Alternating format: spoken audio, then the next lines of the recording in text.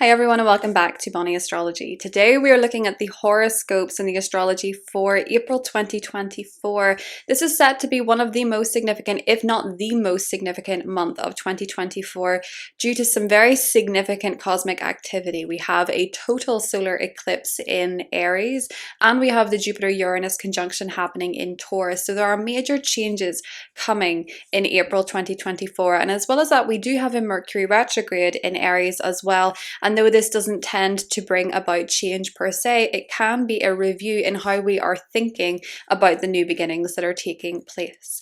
As always, if you do enjoy this video, don't forget to give it a thumbs up, subscribe to the channel if you want regular astrology content from me. You can also follow me on my socials listed below, and if you want to book an astrological service, I am taking bookings now for May 2024. April is full, but if you haven't heard from me, I will be getting back to you shortly with some May times. So let's just do a brief overcap of April. Firstly, Mercury retrograde begins on the 1st, which is a fantastic cosmic joke that Mercury retrograde would begin on April Fool's Day in a month where we have an eclipse season and we have a Jupiter-Uranus conjunction. Now, Mercury retrograde itself does not necessarily bring change. There's a lot of changes happening this month. It's not necessarily coming from Mercury retrograde. Instead, Mercury retrograde is a time of reflection, reassessment, and rethinking. It's a good time to check in with your mindset and your thoughts. Now, in the sign of Aries, we may be rethinking and reflecting themes of anger, where you are perhaps burying it, suppressing it, or where you're letting it reign free with no fear of consequence or no thought of the consequences. That can be in road rage, that can be acting out of anger, or it can be where you're simply suppressing the anger and it's bubbling up in other ways and harming you in other ways. Your relationship to anger, because anger is not inherently good or bad. It is just a feeling. It is just an emotion. It usually has something beneath it, whether that's that you feel disrespected, you feel like your needs are not being met, you feel something is unfair. But with Mercury retrograde in Aries, your anger is a messenger this month. So do try and check in with where it comes up, why it comes up, and what it is perhaps trying to tell you about a situation or your relationship to a situation or your mindset, because Mercury is all about the mind. Similarly, this may be a time of reflection when it comes to the actions that you do or do not take, your levels of patience or impatience, whether you are waiting too long, whether you are not taking a chance, whether you're avoiding taking a chance or beginning something new, or whether you're acting too quickly out of a sense of frustration or anger and perhaps wrecking things for yourself. Because being patient or impatient also are not inherently good or bad, but depending on the consequences, the patterns, the circumstances, it can change how you feel about those things. So Mercury retrograde is a great chance to reassess those type of themes in your life. You may notice where you're not acting quickly enough, you're not taking a chance, or you may notice where you are sabotaging your chances because you're acting too quickly or impatiently and perhaps digging up the seed before it has had a chance to grow. There's a great account on Instagram, and it is a man, his name escapes me, but his account is called Model Strangers. He is, I believe, from South Africa, but he does live, from what I understand, in Belfast, and he interviews people in the street. He's a street photographer, but he talks to them at the same time. And he spoke to this lovely lady called Anne in Belfast, and she mentioned that she always tells her daughters that opportunities come to pass, not to pause. And this Mercury retrograde is making me think of that. It's making me think of how sometimes you can let opportunities pass you by and wait too long. But then obviously on the flip side, sometimes you can be too impatient and make things premature out of boredom or out of impatience or out of fear. And impatience itself is this sense of frustration that your needs are not being met, or a goal is being denied, or a wish is being denied. So essentially it's a bit of a lack of faith. And Mercury retrograde may be bringing up feelings surrounding unworthiness, where you feel like there's something inherently wrong with you, where you feel as though you cannot have something, that you will never be something, that you are not something, or the things you feel you are that you do not like. And that is because of the connection to Chiron, which is the wounded healer in astrology, which is going through Aries and bringing up wounding surrounding identity, surrounding appearance, surrounding personality, or just a fundamental flaw that perhaps makes you think that you are not lovable. So you may think with Chiron and Aries, if I looked better, I would be lovable. You may think if I was not so easily angered, I would be more lovable. It's that kind of thing. You may feel there's something inherently about you during this Mercury retrograde that is what's wrong with you. And the interesting thing about Chiron is that Chiron in mythology actually used his wounds to help and heal other people and ended up providing service to others that were very fulfilling for Chiron. Even if Chiron never truly fulfilled that wound within himself, he was able to give to others what he couldn't give to himself.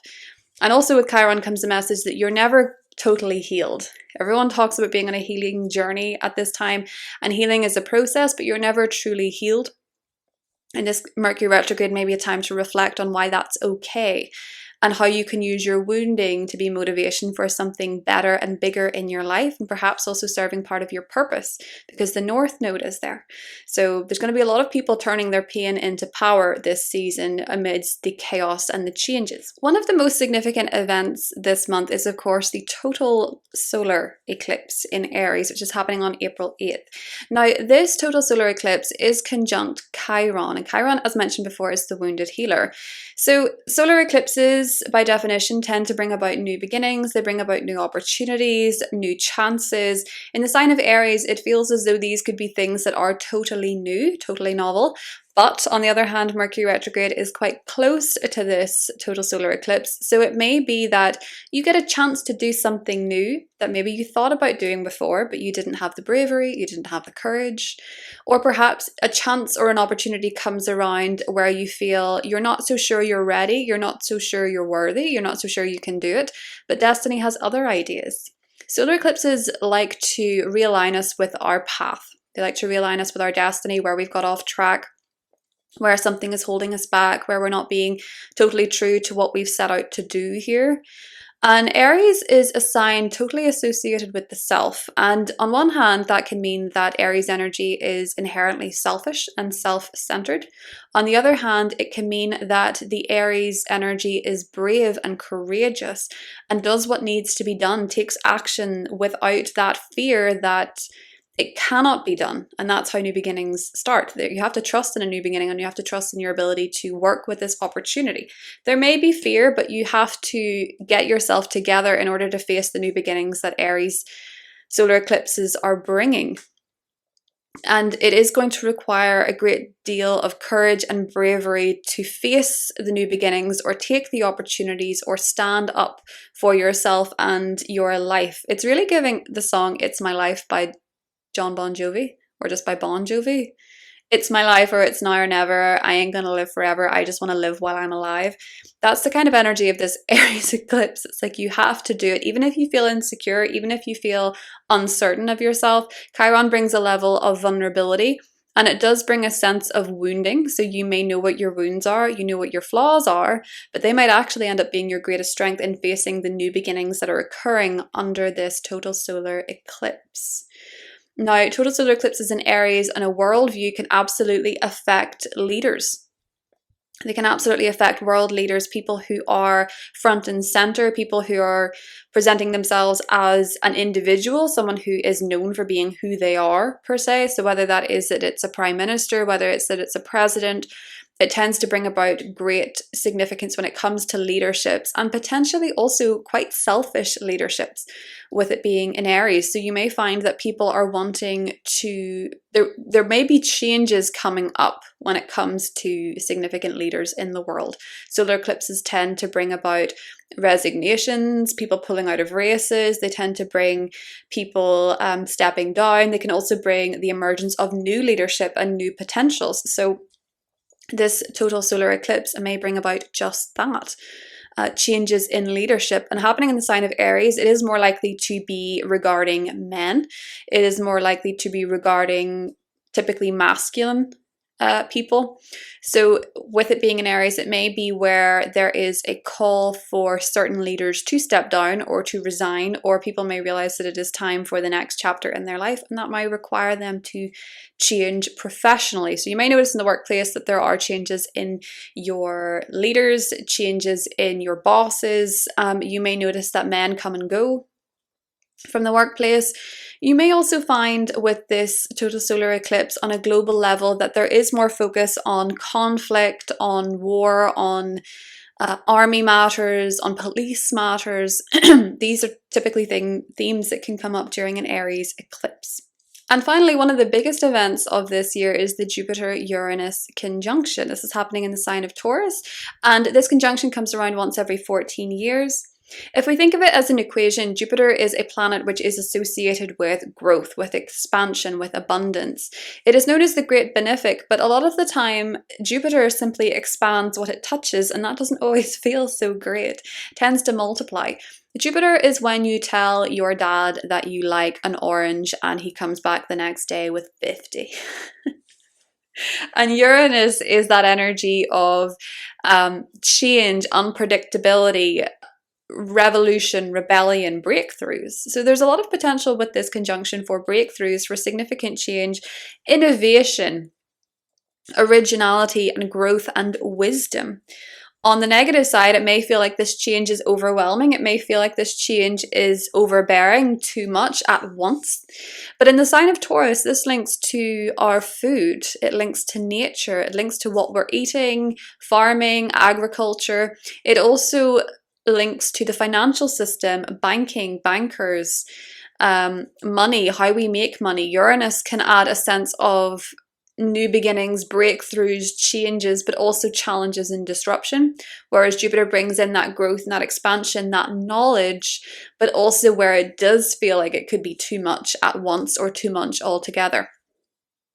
But with wisdom comes opportunity for change. For this Jupiter-Uranus conjunction, and it can bring about the type of changes that are actually very much needed. Jupiter as well and Uranus meeting at 21 degrees of Taurus means that if you have anything in your chart at 21 degrees of Taurus, Aquarius, Scorpio, or Leo, you may find that there are significant changes happening for you around the time of this conjunction. There can be significant breakthroughs, there can be significant changes, there can be significant growth. You'll already be feeling that because Uranus has arrived at 21 degrees of Taurus twice already. You will have noticed it in June, July of 2023, November, December of 2023. Now it's back for its final stay over that degree, but it is meeting Jupiter. So you may notice the wisdom, the lessons, the knowledge that are being brought about by the challenges, the changes, and the disruption if you have fixed sign placements at 20, 21, or 22 degrees of Scorpio, Taurus, Leo, or Aquarius. So for me, for example, this is going to be opposing my Scorpio sun at 21 degrees and squaring my Aquarius moon at 21 degrees, which is going to be a barrel of laughs, I would say. So that is what is happening for April. That is the overview of the astrology. I'm going to get into the horoscopes for each of the individual zodiac signs. The timestamps are listed below.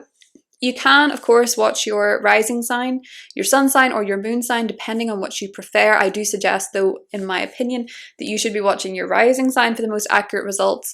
There are some school of thoughts that you can watch your solar return ascendant for astrological predictions, or your progressed ascendant for astrological predictions. And I have noticed that your progressed ascendant does tend to really impact how the eclipses play out for you, especially if the eclipses are happening on your progressed ascendant. But it may not be. It is fine for you to watch your ascendant only, or if you prefer to watch your sun, moon, or your progressed ascendant or your solar return ascendant, you go right ahead. You could watch all of them for the most insight into how this could play out for you. But this is Aries season, your sovereign being, and I will not tell you what to do. Hope you have a beautiful April, and I'll talk to you soon. Bye. Hi Aries, welcome to April 2024. Aries, I hope you're doing really well. So Aries, this is quite an Aries season. It's certainly a solar return for the books. This is eclipse season, and we have two huge cosmic events happening this month, and one of them is the total solar eclipse in your sign. Now, I'm sure you've heard all about this, but total solar eclipses in the first house tend to represent significant new beginnings and changes when it comes to the personal self. So that can be changes in appearance. That can be that you're having a cosmetic procedure done. That can be to do with your weight. It can be to do with your hair, your clothing. your physical body. I have seen somebody who was in Aries rising when the solar eclipse in Aries was last year. The eclipse was on her ascendant and she got pregnant for the first time. That is one way that the eclipse can play out for some of you, particularly as we have Mars, the ruler of this eclipse, in the 12th house, which is behind the scenes, often indicative of pregnancy, but it can also be hospital stays for a physical surgery or some sort of procedure. It can be those. I feel like you would know at this point if that is you, Aries, but this does tend to indicate some sort of change in appearance. Could be something you're working on behind the scenes, could be something you're working on privately. But it tends to represent some sort of physical change. Now, it doesn't have to be physical change, it can absolutely be an independent goal or action that you are taking. You may have a new beginning coming up around this time, Aries, where you're put into a leadership position, where you are put into a position of authority, and you have a brand spanking new beginning that is going to require a new version of yourself going forward. Now, we also at the same time do have Mercury retrograde in your sign from the 1st to the 25th of April. So most of the month Mercury is retrograde in your first house. So when it comes to your physical style, when it comes to your appearance, or when it comes to what you are or are not doing, you're in a period of review and reflection. You might be rethinking some of the styles that you have, some of the clothes that you have. This is a good time to read out. This is a good time to look through your wardrobe and look at everything and see if it sparks joy, if it still fits, if it's still functional, what you're wearing, the makeup that you use, the hair care products that you use, doing a little bit of an inventory on what it is that how it is that you're expressing yourself and what you use to do so. It can also be that you may find yourself a little bit more irritable and hot-tempered, Aries, and particularly impatient. Now, impatience in itself is no bad thing in all circumstances, but you may find yourself at times butting heads with people if they're being a little bit too slow for your liking, such as life with Aries, I find. But you may be finding yourself review the action that you didn't take, the opportunities that you missed, and you may be thinking, okay, well, how can I make sure I don't miss those going forward? And that would be a great thing to review, Aries, because this solar eclipse could absolutely be bringing in new opportunities that you may really regret not taking. So try and consider what was holding you back before on the things that you wanted, but you didn't take action toward, Aries. The other key event that we have happening this month is a Jupiter-Uranus conjunction. And this has the potential for bringing some significant surprises when it comes to your financial, personal resources. So the material possessions that you have, the money that you make, what you can claim as your own. And so you may find that your money suddenly expands with Jupiter. You may have brilliant ideas come up on how to make more money for yourself. You may actually have an increase in confidence in your abilities. You may find yourself gaining more money or having to spend more money. Jupiter tends to expand and grow, while Uranus tends to accelerate and brings a little bit of unpredictability and surprise into the mix. Now, Jupiter-Uranus conjunctions can bring unexpected joy, unexpected abundance, and good times when it comes to your second house of finances, income, your personal property, and your possessions. You might find yourself coming into possession of something around this time that really means a lot to you. It has some sort of value, some sort of spiritual value, or you may find yourself growing both financially and in confidence under this conjunction, Aries. It does have a spiritual component, so perhaps you have some sort of spiritual resource that is yours, that is giving you great comfort and means for growth at the time of this conjunction. Another thing to pay attention to is the Mars-Saturn conjunction on the 10th in Pisces in your 12th house.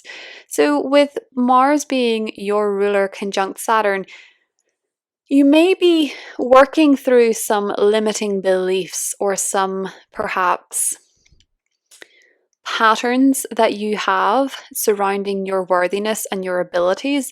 This is happening in the 12th house, and the 12th house is very behind the scenes, but it does represent hidden enemies.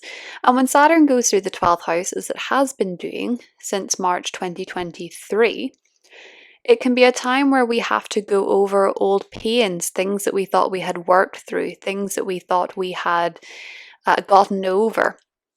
And in a lot of cases, we haven't quite gotten over them. Maybe we suppressed them, maybe we ignored them, but Saturn wants us to look at them again and do a bit of a clear out when Saturn goes through the 12th house. And when it connects with your ruler, you may be realizing that there are certain things surrounding insecurity, surrounding vulnerability that are coming up for you to address. This can also be that you are in the material world committing to something behind the scenes, whether that is working through something with a therapist, whether that is some sort of healing practice behind the scenes.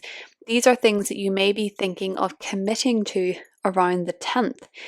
And with the solar eclipse being conjunct Chiron, it may be as well, Aries, that you are working on healing your relationship to yourself and turning your pain and your insecurities into power. For example, if you are quite insecure about public speaking, you don't necessarily like the sound of your voice, you may actually end up finding that it is your superpower and that you're a gifted public speaker, or you're able to help other people find their voice. Aries, watch out for the 11th. There may be some clarity and some news coming up surrounding the retrograde. You may be getting some downloads, some significant ideas, or you may have something to say. And with Mercury meeting Chiron on the 15th, these conversations coming up could be very healing to your relationship with yourself, Aries. We also have Venus meeting Chiron in your sign on the 21st, and you may be looking at some wounding surrounding love, surrounding money, surrounding the resources that you have as well. We have a full moon coming up in Scorpio in your 8th house on the 23rd, and this is square Pluto in Aquarius. You may learn some secrets, Aries. Something might come to life, not in the 8th house. Something might come to light. Something might have to come to an end. Something might be done. And you might be ready to let go of something in order to transform into something better, Aries. There could be some sort of transformation or change when it comes to the resources that you receive from others financially, whether that be inheritance, whether that be government grants or mortgage payments. There could be some sort of change coming in those sectors when it comes to financial connections, Aries. It may also very well be that perhaps under this full moon you are realizing that someone has been keeping a secret from you, possibly a friend, possibly someone in your social group, or someone that you know online could have been keeping a secret from you, and this could be revealed.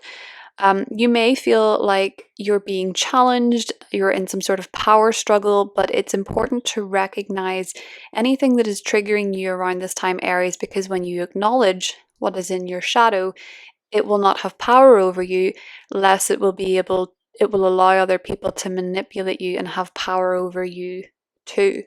So be mindful of that around the full moon. Mercury goes direct on the 25th, and although it will remain in shadow until May, you may feel like you're thinking a little bit clearer and you're ready to take some steps forward in new directions while not necessarily signing on the dotted line, which is not a good idea while Mercury is retrograde, particularly in your sign. Your finances are going to get a boost from the 29th with Venus entering Taurus, and your ruler is going to conjunct Neptune on the 29th as well in your 12th house. Be very careful, Aries, of trying to escape something through substances. It's a great day for meditation, not while driving, obviously, but it is a tricky day to run away from your problems or rely on substances to help you go through it. With the Mars-Neptune conjunction in Pisces, you may find yourself relying on something that is actually not good for you, so be very careful of your vices around this time with it happening in the 12th house.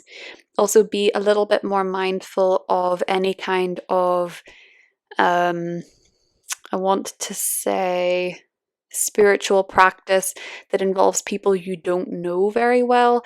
You may find yourself running up against charlatans at this time. Is entirely possible with Mars conjunct Neptune in the 29th on the 29th at 28 degrees of Pisces. Mars enters your sign on the 30th, and you're going to be invigorated with action and energy and ready to take on the next challenge, Aries. That's what I have for you, and I'll talk to you soon. Hi Taurus, welcome to April 2024. Very happy birthday to all the Taurians celebrating in April. So Taurus, this is a month for the books. We have two very big cosmic events happening this month, and one of them is the Jupiter-Uranus conjunction in Taurus at 21 degrees of Taurus. If you have your placements at 20, 21, 22 degrees of Taurus, you're going to be feeling this the most. But to have the Jupiter-Uranus conjunction in your sign is really quite special. You only get this every 14 years, and it tends to accelerate growth. And so for this to be happening in your first house, it means that we're looking at positive surprises, positive changes, exciting new beginnings happening in your first house of self, who you are, how you look, how you present yourself, the goals that you're taking, the independent action that you're taking. And I really love this for you, Taurus, because I feel as though since Jupiter has entered your sign, you've had Jupiter transit your first house since May of 2023, you've had Uranus there since 2018. You've really been quite self-focused in ways that perhaps you could never have seen coming. You might have made changes in your life independently, put more focus on the self, or had to put more focus on the self as to who you are, who you're becoming, changing the definitions of yourself, bursting out of the boxes that you've put yourself in, and really growing. And this is an exaggeration of that. This is where you're coming out of the box, you're seeing things differently, you're wanting to expand, your belief in what's possible is growing. And if you're not feeling that way just yet, it will happen. You're going to be really focused on growth, and you're going to be more optimistic about changes that you may once have feared as a fixed sign. And so you could have very positive surprises coming to you in terms of a personal goal, something you've been working on personally for a long time. It can also be that you're suddenly changing up your style, you're suddenly feeling more optimistic, more outgoing, and you're determined to get something going with that accelerated Uranus energy and that Jupiter growth. Something is growing with you, Taurus, and I feel as though you're going to be really embracing the expansion that is coming your way. With that Jupiter-Uranus conjunction, I will talk about that more in depth in a different video, but I feel like this is something that's really very exciting for you. And I do feel like it's very positive for you. You're going to be feeling like you're really going to be feeling like bursting out of what has become too small for you, Taurus. Another thing that we have this month beforehand, though, is an awful lot of activity happening in your 12th house of what is hidden. So if you're not necessarily feeling so optimistic and outgoing just yet, Taurus, this is probably why. We have a Mercury retrograde happening in your 12th house. We have Venus entering your 12th house. We have a solar eclipse in your 12th house. Mercury retrograde, I mentioned that, in your 12th house. Chiron in your 12th house. The North Node in your 12th house. The Sun there until the 19th. This is really a time for you to go within, to retreat. You're probably, I think, working on something behind the scenes for a lot of you. There's something that you're working on privately, something that maybe you're taking time in seclusion to work on. You're maybe meditating more, focusing more on your healing, going on retreats, tapping into your psychic or intuitive knowledge or abilities. Some of you, I hope not, but some of you could be spending time in hospital or undergoing treatment for something, or you could just be feeling a little bit lost and confused. Maybe you're finding that the outside world just feels a little bit grey at the moment, and you're getting more enrichment and more love in your spiritual world. When you're turning inward, when you're alone, you're maybe feeling more connected to the divine, Taurus. And you could be having some very vivid, crazy dreams is another thing that I want to say with this much activity happening in the 12th. There's a lot going on there that is saying, hey, this is what's going on beneath the surface. This is what I want you to look at. This is what I want you to work on. And with Mercury retrograding there until the 25th, I would say that you're really being called to look backwards and reflect on something that you need to let go of, whether that is, working through an old memory, something that you had forgotten about, something that you'd suppressed. Sometimes things from the past can pop into our brain suddenly when we're, cooking in the kitchen. Or for you, this would be, if you're in the gym working out, you can suddenly get this memory that really annoys you, irritates you, and you're annoyed at somebody all over again, or you're irritated about something all over again, or you are piecing bits of a puzzle together and you're annoyed about something from the past because you finally figured out what it was that was actually going on, and you're annoyed all over again. And sometimes This can feel frustrating and it can feel like we're moving backwards.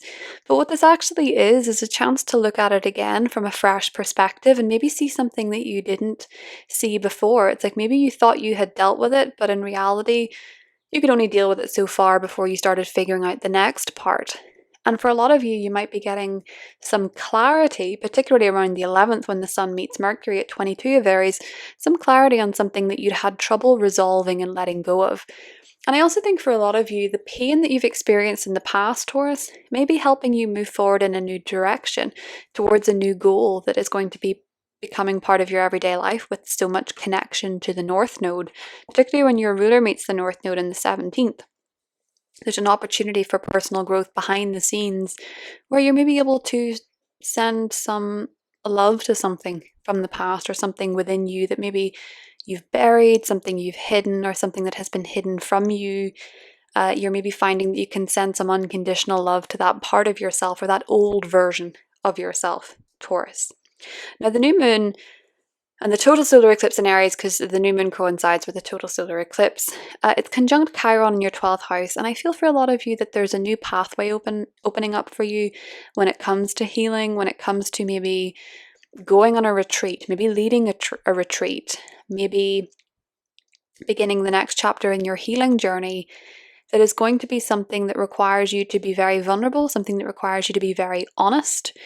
This may be where you're working through something that you've buried before in a new way. So that could be, for example, if you are a healer, that you are beginning a new service. You know, the sun in your chart also rules quite a hidden place, the 4th house. You could find that you're bringing the past forward on your healing journey. Maybe you're working on something to do with ancestral trauma, ancestral healing, Taurus. Or maybe for some of you, you're deciding that you're going to, with the ruler of this eclipse, Mars being in your 11th house, maybe you're going to start finally healing your limiting beliefs surrounding a dream that you really want to achieve. With Mars and Saturn meeting in the 11th house on the 10th, this might be a time when you realize whether or not a friendship is going to be long lasting or whether or not this friendship is actually maybe harming you in some way, shape, or form, Taurus. You might be ready to let go of a friendship, but you might also find that you really want to commit deeper to a goal that you have. You really want to make it happen. Venus is entering your sign on the 29th, which is looking really cute. This is when you find yourself more attractive. It's easier to attract gifts, to find nice clothes, to get your hair done and turn out well. With Venus being in your sign, and with Uranus and Jupiter also being in your sign, you might be willing to try something a little bit different to what you've tried before, maybe with your hair, maybe with your jewelry, trying something a little bit more out there, a little bit more eclectic. Whether that is that you're dyeing your hair pink to meet the energy of Venus, or whether that is that you're maybe getting a new tattoo or something, Taurus. I feel like a lot of you could be switching it up and making it a bit different with Venus entering your sign alongside Jupiter and Uranus, because they will meet in May. Other things that we have for you is a full moon in your 7th house, your relationship sector, on the 23rd. And this is a really good time to shine a light on any power dynamics or power struggles within your relationships. Is there someone that you feel is you're having a power struggle with, and how can you illuminate this and check out what needs to change in order to make a more successful relationship in the future? Power dynamics and power struggles may be exposed within relationships, and you may be doing some shadow work on why you give away your power in relationships, or why you may attract partners who are obsessive or controlling. These could be areas of shadow work, Taurus, for you at this time. But this might also shed a light on a partnership or relationship. Your spouse might have something to tell you, possibly about their career, or you might find a business partner has something to tell you that is going to change how you work together. But you may find that partnerships are coming under the microscope with this full moon in Scorpio. And because of the square to Pluto, it is a bit of a triggering one, so remember to breathe through any discomfort and just observe with detachment. Quite hard whenever there's Scorpio in the equation, but with Pluto and Aquarius, it may be worth observing with detachment, although sometimes it can feel that we're swinging between detachment and obsession. Mars is connecting with Neptune on the 29th. Be careful if you're out partying with friends or you're at some sort of spiritual group. There could be deception going on. There could be I wouldn't be taking anything that is some kind of escapist related substance or practice with Mars conjunct Neptune. It can go quite wrong with Mars being there, so be very careful. It's not a great time to go drinking with friends. Maybe try a sober activity or a group meditation instead. Mars enters your 12th house on the 30th and adds to that 12th house energy. You may be feeling more energized to work on something privately behind the scenes, but you may also notice that you could feel at times a little bit deflated, energetically speaking. So make sure that this month you're taking enough time to rest and recuperate, Taurus, because it is a very supercharged month. That's what I have for you, and I'll talk to you soon. Hi Gemini, welcome to April 2024. Hope you're doing really well. So Gemini, your ruler Mercury is retrograde for most of the month, and even when it goes direct, it's going to be in shadow for the remainder of the month. So you may be feeling a little bit more reflective in April, but you equally may be feeling misunderstood. You might find that your words are being misinterpreted, you're finding it hard to communicate, everything's coming out wrong. Particularly, you may find yourself open to misunderstandings when it comes to friendships, groups, and social networking events. If you're attending any of those, you may find yourself putting your foot in it when it comes to a colleague, to a casual friendship. In a team dynamic, you might find yourself saying something that you didn't really mean in the spur of the moment, or you might find that conversations, misunderstandings can get quite heated quite quickly. So do make sure that you're thinking and then thinking again when it comes to something that you want to say. You could find that it is easy to mix up your words and possibly hurt somebody's feelings by something that you say off the cuff with this Mercury retrograde in Aries, Gemini.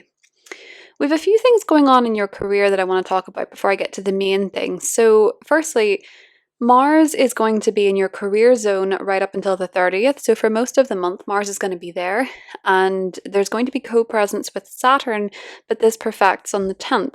Now, this might be that you have something going on in career where you're feeling it's really testing your patience. You may find that it's the responsibility is feeling quite heavy, that you're really having to work very hard when it comes to your career. With this being in the sign of Pisces, the message here is very Finding Nemo with Dory, where she's like, just keep swimming, just keep swimming, just keep going, stick at it. Your responsibilities and your commitments may be tested, but with Mars there, it's very focused on achievement and working towards something, particularly in the 10th, although you may find that your boss has a short temper if you have one, or you may find yourself, if you are the boss or in a position of authority, you could find yourself getting a bit frustrated with people who are maybe too slow or too impulsive. Now, one of the big things that we have going on for you this month, Gemini, is a total solar eclipse in Aries, and this is your 11th house. We have a lot going on in your 11th house this month. So there's a huge focus on friendships, on social connections, of groups, teams, and you may find yourself coming into contact with new key players in your teams. You could join a new team. Say you're changing jobs, you could find yourself making new friendships, and these could possibly be quite fated new friendships or quite fated new team members. And that means that they're maybe going to be part of your story for a long time, or if they're not, they at the very least have something to teach you. Eclipses tend to bring in fated connections. So for example, when I had eclipses in my 11th house, I ended up meeting new friends who have really lasted the test of time. And funnily enough, if you pay attention to the friends and acquaintances that come into your life at the time of this eclipse, if you're interested in astrology, if you run your synastry, you may find that you actually have nodal synastry. So that could be that someone's ascendant is conjunct your north node or vice versa. But that's only to look into if you know synastry quite well. But it's very interesting to see that oftentimes the people that we meet during eclipses have connections to our nodes in our birth chart. So you could find yourself making new friends, you could find yourself making new acquaintances, joining new teams, joining new causes, maybe new charities. And these can all be focused on healing. So these can be friends where you can be totally vulnerable. These can be friends who maybe work in healing professions. They could be surgeons, they could be doctors, Reiki healers, that type of thing as well. Some of you may actually also be deciding to adopt. Gemini, that could be a thing that's happening for some of you, with the 11th house being the house that rules adopted children, believe it or not. So maybe for some of you that is something you've been looking into while the North Node has been going through your 11th house. We also have the Sun meeting Mercury and 22 degrees of Aries, so the Cazimi on the 11th. Now, because this is very impactful to you and this is happening in your 11th house, you may have some sort of communication or clarity regarding a friend or on social media. So this could be a time when you connect with someone, you have a very exciting conversation. Particularly as the Sun rules your 3rd house as well. So I feel like you might be having very good conversations with people online. You might have a post that goes viral if you're on social media, or a post that does very well online, and you might get clarity surrounding something that you want for the future, something that you want to do, Gemini. We also have the Jupiter-Uranus conjunction happening in your 12th house. So it would be good to ask your Taurus rising friends, if you have them, what was happening for them 14 years ago, because they would have had this in their 12th house. But for you, Gemini, this is really focused on what is hidden, so the behind the scenes, whether that is that there's something that you are working on expanding spiritually. So a lot of you could be having a real spiritual awakening at this time, maybe going on a retreat, a spiritual event. Some of you could be having some sort of breakthrough, some sort of expansion when it comes to perhaps a hospital procedure or a healing procedure or some kind of healing that you're doing personally. So a lot of you could find that this is really manifesting behind the scenes. It's not necessarily so obvious to other people, Gemini, with this Jupiter-Uranus conjunction. Uranus tends to bring breakthroughs, clarity, expansions, developments in terms of thinking outside of the box. And Uranus has been going through your 12th house since 2018. Jupiter has been there since May 2023. Nearly said March. And it's really been growing your inner world, and you've really been learning a lot spiritually or developing a lot behind the scenes, maybe changing your perspective, maybe healing through some things from the past.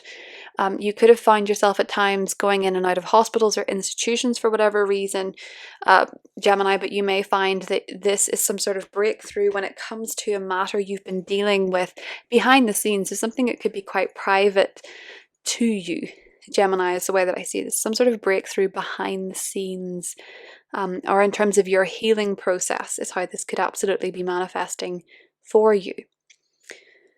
We do have a full moon in Scorpio on the 23rd, and this could possibly be bringing up matters surrounding health. Now, it is in a square to Pluto, so you might be finding yourself going through a bit of fear or a bit of a phobia surrounding your health. Maybe some of you are dealing with some sort of, you could be feeling very afraid. You could be feeling like you're up against something that's a bit of a power struggle. Or you could be experiencing power struggles in work with your colleagues, with your employees, or with your colleagues or employees. In the workplace, there could be tensions and power struggles. There could even be jealousy and petty behavior going on in work around that time. Folks could be acting quite dramatic. There could be squabbles surrounding, or I would say there could be squabbles, or there would be jealousy, petty behavior maybe surrounding, with Aquarius, or Pluto being in Aquarius, it could be surrounding beliefs, it could be surrounding education or travel. Someone could be jealous of your holiday, someone could be jealous of your education or your relationship to the divine, your spiritual beliefs, or these could be areas of contention with this full moon. But it's really shedding a light on, I think, what you want work-wise and what you need to transform, the changes that can be made work-wise, or the changes that can be made to your routines or your health or your well-being. I think a lot of you are going to be feeling very serious and passionate and intensely about your health and your well-being. So whether that is that you're deciding, right, I'm going to quit smoking, whether that is that you're deciding, I'm going to quit eating dairy, whatever it is, depends on your own personal experience. But it feels that a lot of you are ready to make some significant changes when it comes to health for the better. And this might be because of a scare, or this might just be because of a fear that you have, Gemini, but either way, you may be deciding that it's time to give something up. Venus enters your 12th house on the 29th, And until then, Venus is in Aries, which is really ramping up your social sector. You might make destined new friends. You could be invited to a lot of events in the first half of the month. Your social calendar could be quite busy. You could really find yourself getting on very well with friends, enjoying time with friends. But after the 29th, when Venus moves into your 12th, I think you're more likely to want to spend some time alone to recuperate, especially with the sun entering there on the 19th. You may start to feel a little bit more introverted. You might be wanting to buy some new crystals, new tarot cards, get a psychic reading, a Reiki healing session, something like that. You could be more inward and reflective and perhaps want to process some things before your season, Gemini. Be careful on the 29th with the Mars-Neptune conjunction in the 10th. Someone at work may not necessarily be so trustworthy. Someone may be not so great behind the scenes. Just be careful, trust your intuition with work matters. For want of a better description, because this is in Pisces, someone could be acting a little fishy. Mars enters your 11th house on the 30th, so you might be taking action towards what you want for the future, making vision boards, focusing on what it is that you want to materialize. You could also find yourself taking on more action and responsibility within a group, but you might also find yourself, it could be a bit easier to fight with friends. There could be some conflict with friends this month, Gemini. We have a mixed bag because Venus is in there, is in the 11th house as well, from the 5th to the 29th, which is a beautiful time for friendships and social connections, but there will be key points with the retrograde where misunderstandings can happen, but also from the 30th, when Mars enters that sector, it can just be that little bit easier to get into a squabble with someone on a team or someone that you consider a friend. So be mindful of that. That is what I have for you, and I'll talk to you soon.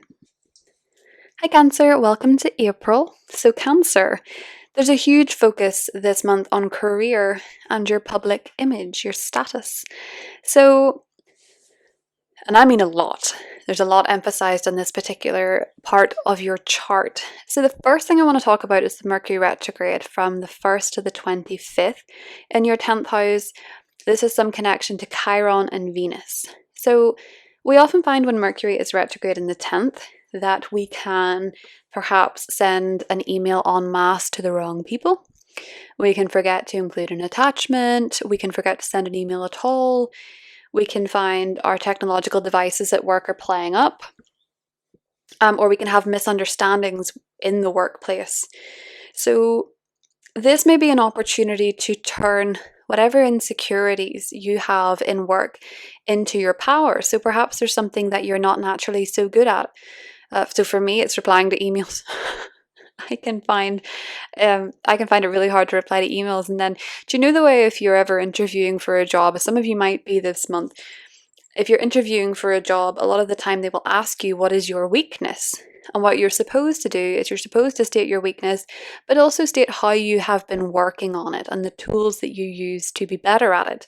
That's an example of Chiron, believe it or not, where you know your weakness, you've accepted it, but you have been working on it to the point you can actually use it to help other people, teach other people, or get to where you want to go. So in that case, it would be landing the interview because you have mentioned your vulnerability and how you're working on it. And that shows growth of character. It's very Chironic. So perhaps some of you are going over old weaknesses in your career, your professional life, or surrounding your public image, and you're remedying it with this Mercury retrograde connecting with Chiron. Now, that's especially true around the 11th when the Sun meets Mercury, because you might have an epiphany, you might have clarity, and there might be a significant conversation surrounding the retrograde themes that have been coming up for you. We also have a total solar eclipse happening in your 10th house, Cancer. So for a lot of you, this is looking like a business launch, a new job, a new professional path, a new public image, one that is very self-focused because it's in Aries. But the connection to Chiron means that it may be, again, putting your vulnerabilities forward as your superpower. A lot of you could be finding that you are being put in a position of power, leadership potentially, or you're starting a new job, or your boss is leaving, or your boss is changing under this eclipse. This can often happen with solar eclipses, or perhaps you have something to launch and to put out there into the world. Cancer. Now it is ruled by Mars conjunct Saturn in Pisces, and this is your 9th house. So when it comes to your belief systems or your faith. Sometimes Saturn going through that sector can be quite challenging. It can bring about pessimism.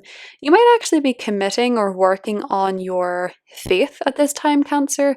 And for some of you, you might also be having to, as part of your new job or your career, make commitments to people in different countries, perhaps with the ninth house being activated, or committing to furthering your education. That's also a potential. You might be deciding to commit to your education around this time, studying something new, or something that maybe you could have been studying for a while, but it's leading you down a new path professionally, Cancer. So the sun is in your 10th house right up until the 19th, and until then, Venus there, the North Node there, Mercury there, that solar eclipse, I mean, it is absolutely jam-packed. So you might find yourself very focused on work this month, Cancer. Another thing that is happening that's very significant cosmically is that Jupiter and Uranus are meeting at 21 degrees of Taurus. Now, this is your 11th house, which means that, Cancer, around the 20th, that there could actually be some breakthroughs, expansion, positive surprises when it comes to friendships, when it comes to teams. There could be new beginnings in this area. You could be connecting with people online, maybe people from different countries, maybe people from all over the world, or you could be joining a new group or expanding your social network, making more friends, getting more involved in society. You could be finding yourself really enjoying socializing. You could have a once in a lifetime event to attend as well, Cancer, with that Jupiter Uranus conjunction in the 11th. Some of you could also find that if you're on social media, your account is becoming very popular. For some of you, it could be social media fame or social media growth. We have a full moon in Scorpio on the 23rd, and it's square Pluto, so this one is a little bit triggering for a lot of people. It's a bit psychologically triggering. For you, it's happening in the 5th house, so you might have something come to light, perhaps a secret come to life with a child, or you might be going through a power struggle with a child. It can also be that perhaps if you're dating, you could go through some sort of triggering experience or power struggle with someone you're dating, and they could be showing you, their shadow side, or they could be mirroring your shadow, and you could be noticing some sort of pattern that plays out in your love life, or pattern that plays out in your relationship to your children, or pattern that plays out creatively for you as well. Because creativity isn't just painting a picture, but for some of you, you could actually be feeling like you want to try art therapy as a way of working through something, or you want to get creative in order to process some heavier emotions, Cancer. That could also be entirely possible at the time of this full moon. Venus enters your 11th house on the 29th. I really like this from a social perspective. You could be finding yourself getting a lot of social invitations, having pleasurable moments with your friends, social networking. A lot of you could be online dating if you're single. And you could actually have a lot of success online dating if you're single, with Venus meeting up with Jupiter next month as well. Mars is connecting to Neptune in Pisces in your 9th house on the 29th. If you are traveling, be careful, keep your wits about you. Maybe don't get drunk or take some kind of substance if you're traveling, or if you're at university, be very careful of drinking too much around these days, because you don't know who is out there waiting to, I don't know, with Mars, like in your Mars ruling your 10th house, maybe take a picture of you that sort of sours your reputation when you're drunk, if they post it on social media or something. Just be mindful. It's just that people might not have your best interests at heart around that time. So just be careful if you are traveling, or you are, studying university, because this is 9th house activity. Just be mindful of drinking too much or taking some sort of substance that could alter your mindset around the time of the 29th. Just keep your wits about you, basically. Mars enters your 10th house on the 30th. All systems go. You're going to work really hard. You're going to want to get things done. People might be going too slow for you at work, Cancer, but you also may find it more likely to butt heads with people in positions in authority, or get into conflict in the workplace. So try and take a breath before you tell your boss to chop chop, Cancer. That is what I have for you, and I'll talk to you soon. Hi Leo, welcome to April 2024. I hope you're doing really well, Leo. So Leo, there's a lot happening this month, and there's actually an awful lot happening in your 9th house for most of the month. So let me just recap. One of the biggest things is that we have a total solar eclipse in Aries in your 9th house. That's pretty massive on its own. But we have Mercury retrograde there. We have Venus entering there on the 5th. We have Chiron there already. We have the North Node there already. The Sun is there until the 19th. It's absolutely packed in your ninth house. And so this brings up themes of travel, perhaps taking a trip or planning a trip. It can also be study. So for those of you that are in higher education, so college, university, for some of you, it can be to do with books, publishing, if you're authors. And it can also just be to do with different cultures, people from different lands. They can be a big factor in this month for you, or you can actually be hearing a lot of messages coming from abroad. So people that you know in different countries, Leo, can be contacting you as well. But it seems to be quite a fated part of your chart for you with that total solar eclipse. So that can be that you are perhaps relocating to a different country, somewhere that's a bit of a culture shock. A culture shock. Well, that's interesting. That is Mercury retrograde at its finest. A culture shock. A culture shock to you, Leo. It could be that you're moving somewhere that's totally different, somewhere that's totally out of your comfort zone, or you could be planning a very special trip, a very fated trip around this time, with this being a total solar eclipse in Aries. Does it have to happen this month? Not necessarily, but for a lot of you, it very well may be. With Venus entering that sector on the 5th, a lot of you could find that relationships to people from different countries, relationships with people that you study with, are all getting a bit of a cosmic kiss, with it being Venus and Venus being a benefic. But with the Mercury retrograde there could be a few miscommunications, but others perhaps due to language barriers. So this can be where you feel like, oh, you're finally getting the hang of Spanish, and then you say something that you think is perfectly reasonable in Spanish, and the person looks at you like you have two heads. That's happened to me before. I must look back and see if Mercury was retrograde in my ninth house at the time. I don't think it was, though. But it can be miscommunication with people based on language. It can also be that perhaps if you're studying, that maybe you submit your thesis and you've forgotten to put your name on it, or your university identification number. Or perhaps you've left in spelling mistakes. You submit the first draft by accident. So pay special attention to the documents that you're submitting if you're in higher education or if you're applying for it. It can also be that perhaps you are finding that if you're trying to get something published, there's a bit of back and forth that feels kind of unnecessary. I will say with Chiron being here, perhaps, Leo, if you have some wounding surrounding, your ability to speak a different language, or around your intelligence, or around your faith as well, there could be a moment of turning your pain into power. It could be a time when you're perhaps realizing, okay, well, I'm not a natural at learning this language, and sometimes it goes wrong, but I can use that maybe to help tutor other people or coach other people in the future how to, deal with moving to the other side of the world and having a bit of a culture shock. You can be turning your pain into power, essentially. Or you could be, finding other ways of communicating to people that's sort of like a universal language, like a hug or something like that. But for a lot of you, Leo, it does seem as though there's going to be some sort of new beginning occurring in your ninth house. So again, it could be relocating, it could be going back to university or starting university, starting college. It can be that you're beginning to study something new. You could take on as well a completely different faith system, or you could find yourself taking, a sabbatical abroad for whatever reason. It might just feel like something that you're really called to do. And with the North Node there, it's very important you don't ignore your callings, because a lot of the time they're leading us in the direction of our soul's growth. We have a Mars-Saturn conjunction the 10th. Now this is happening in your 8th house. It feels as though a lot of you may have to make a very serious commitment. You might have to really work on something with somebody else. So whether that is a commitment to working through something in an intimate relationship, a joint financial relationship, basically where you and another person are working towards something together. This might feel kind of challenging, this might feel kind of tough, but this is one of those things that you feel it's important to put in the hard work towards. For those of you that don't have anybody that you have shared resources or an intimate relationship with, this could actually be where perhaps you're confronting something that was perhaps quite traumatic for you, Leo, in the past, and you're wanting to work on it. You're wanting to get to the root of it. You're wanting to feel brave and face it with this Mars-Saturn conjunction in the 8th house. There could also be a bit of tension surrounding a commitment that is with somebody else. So there could be a bit of frustration going on there too.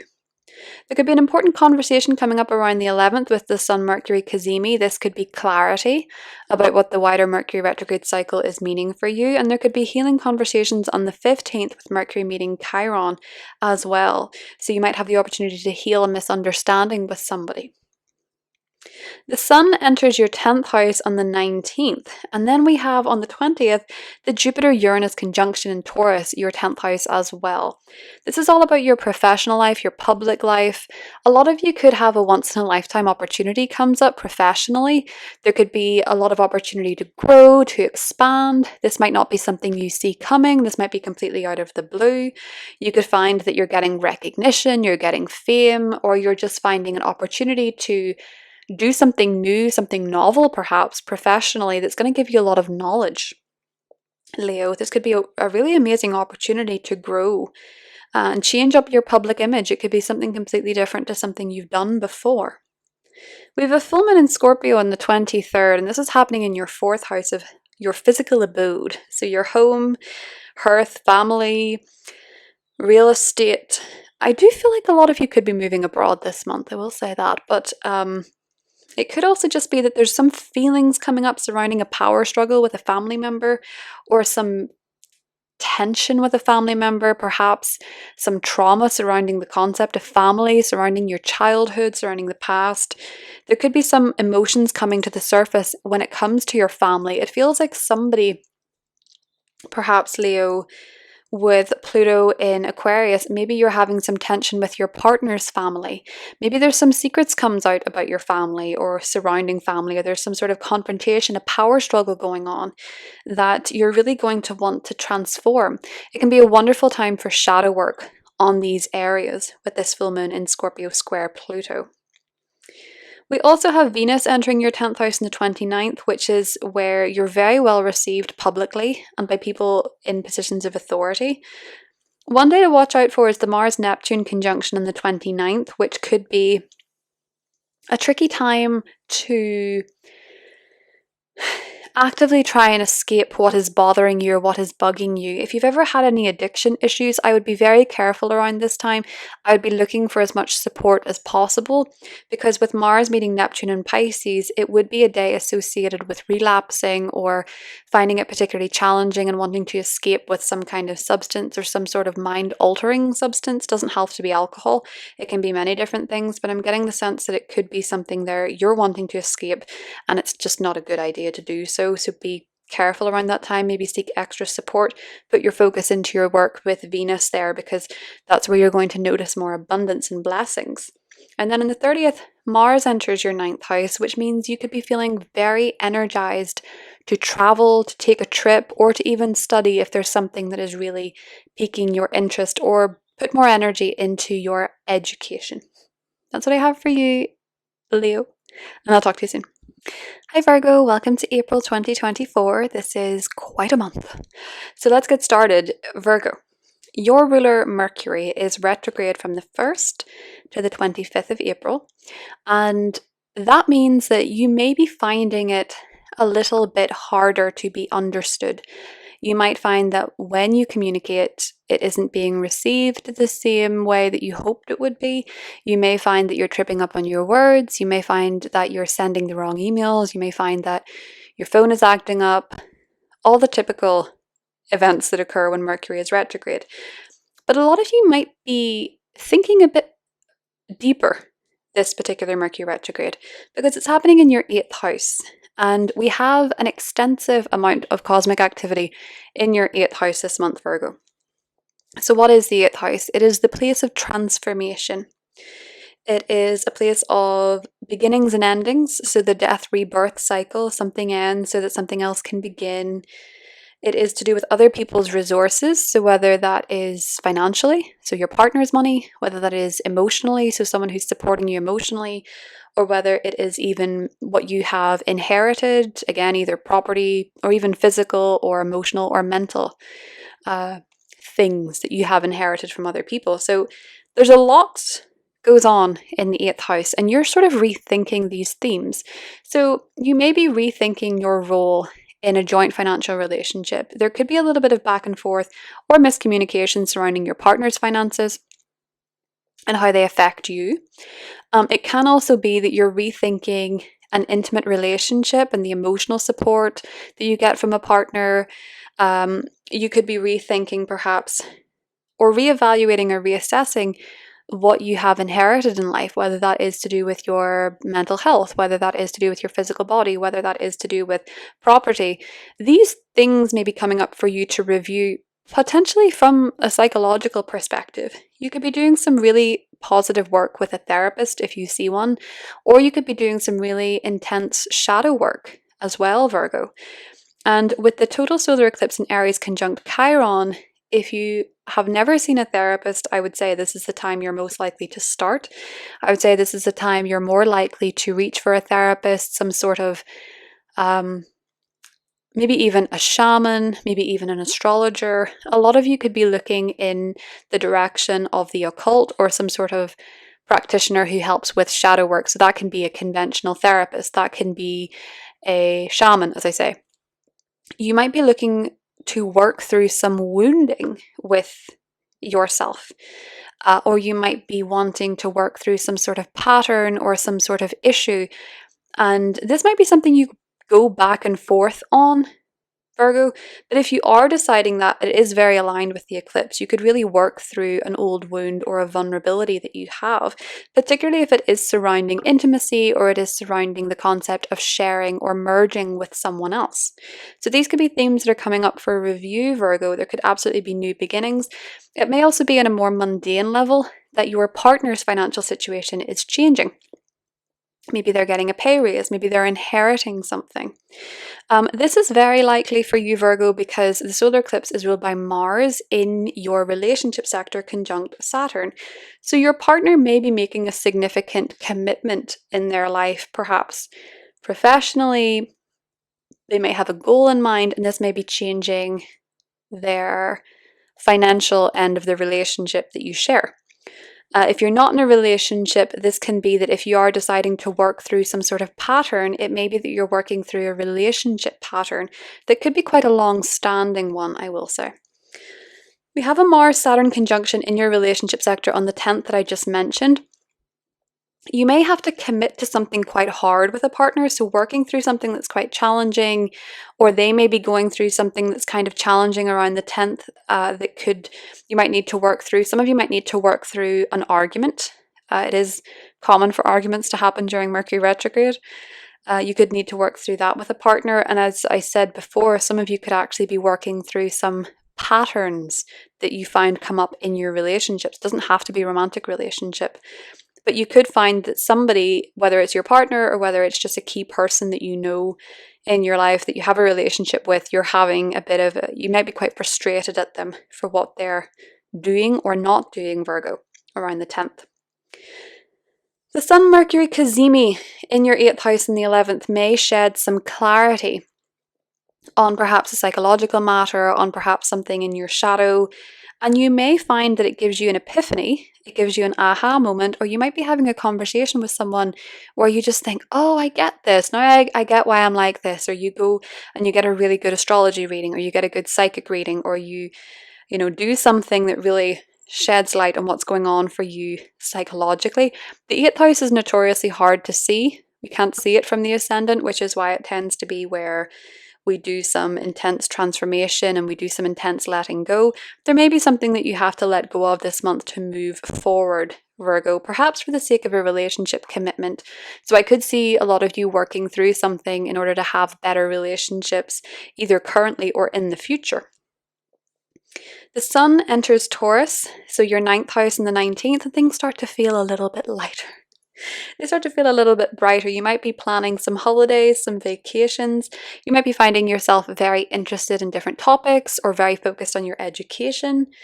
And you may also find that something quite big is happening in this sector for you, Virgo, because we have the Jupiter-Uranus conjunction in Taurus on the 20th.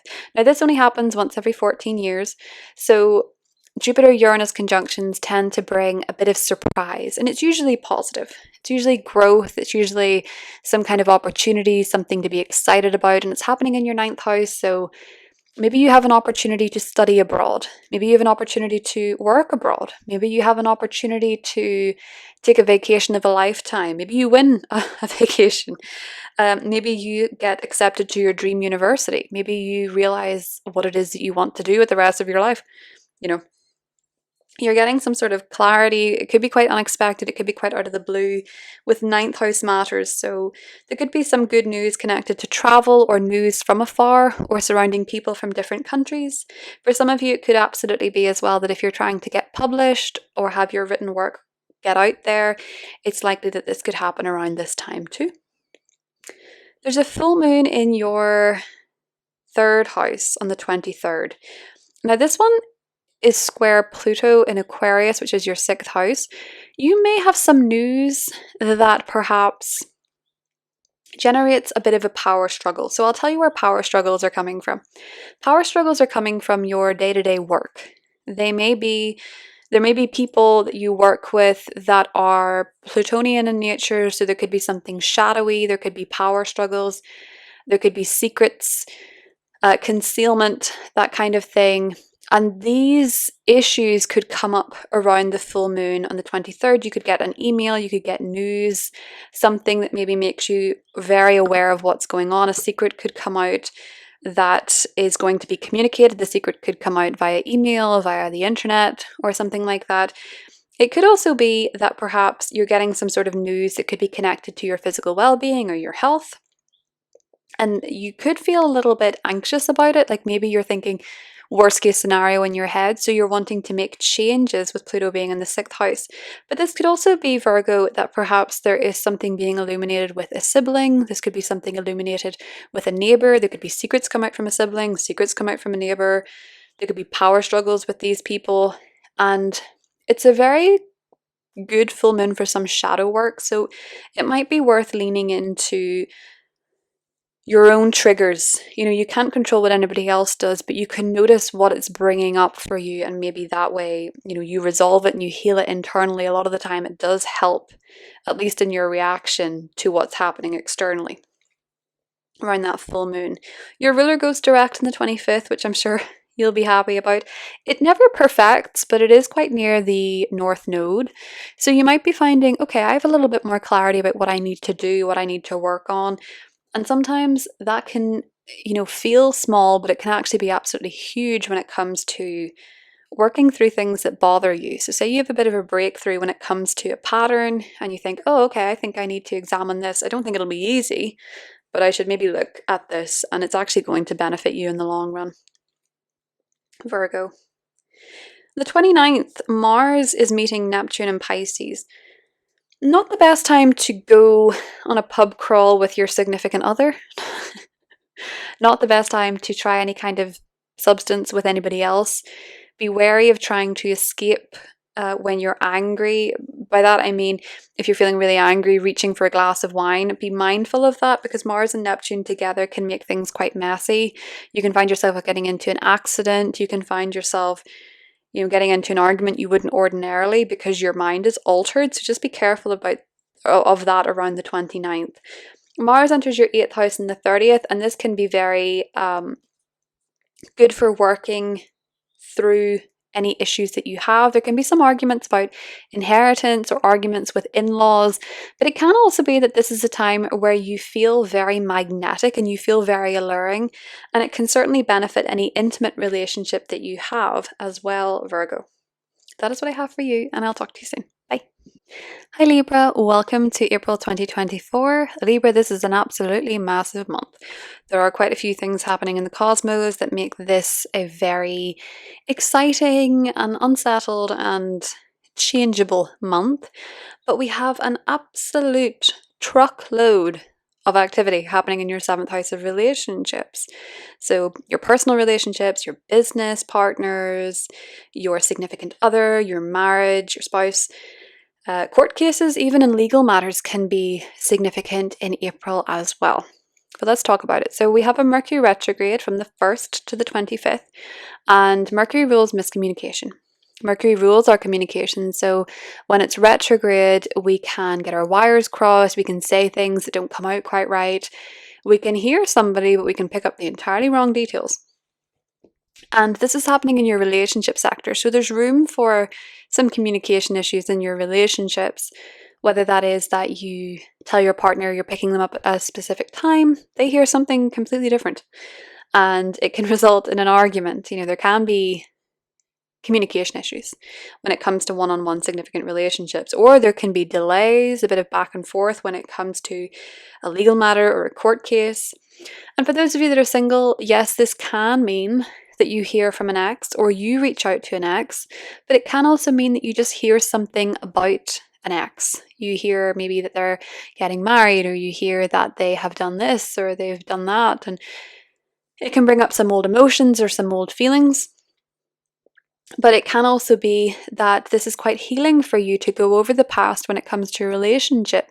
Maybe some of you do hear from an ex that you don't have bad blood with, and you can heal whatever it was that ended the relationship. But for others of you, it can actually just be that you're reflecting on relationships and you're doing some healing, and you're thinking to yourself, okay, well, I don't really like this about myself, but it doesn't mean I'm not deserving of love and a steady relationship or a decent partner.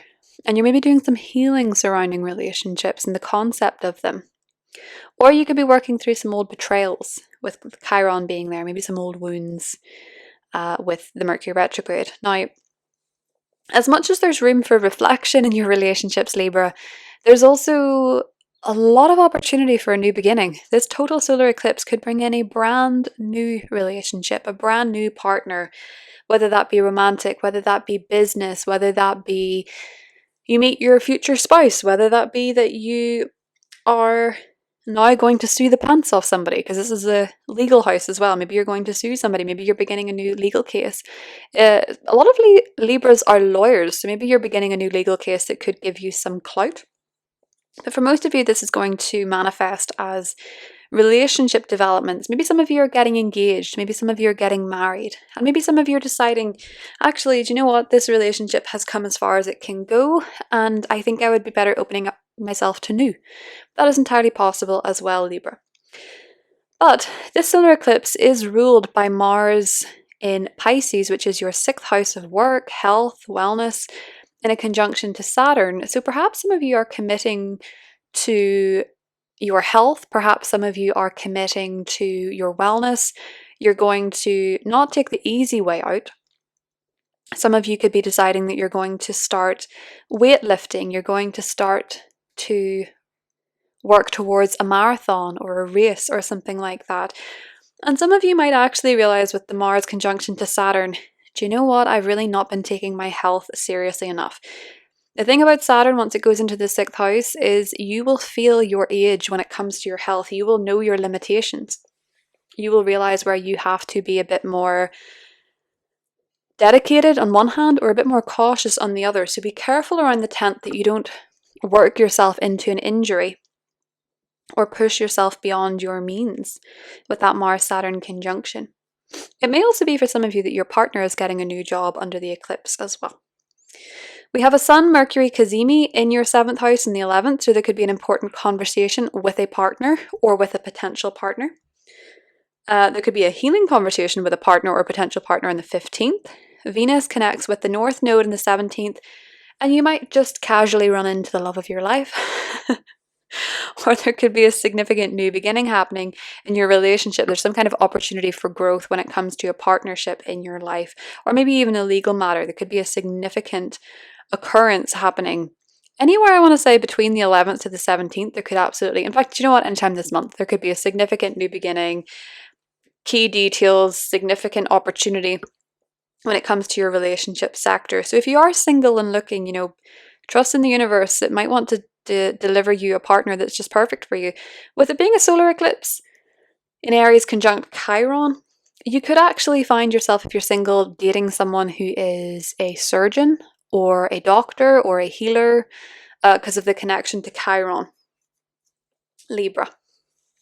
The Sun enters your 8th house on the 19th, and we have a very rare Jupiter-Uranus conjunction on the 20th in your 8th house.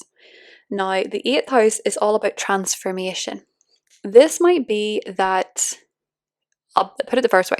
If you're married, there could be something very unexpected, but probably quite positive happening in your partner's life with this conjunction being in the 8th house of shared resources. Maybe they're starting to make more money. Maybe they're coming into more money.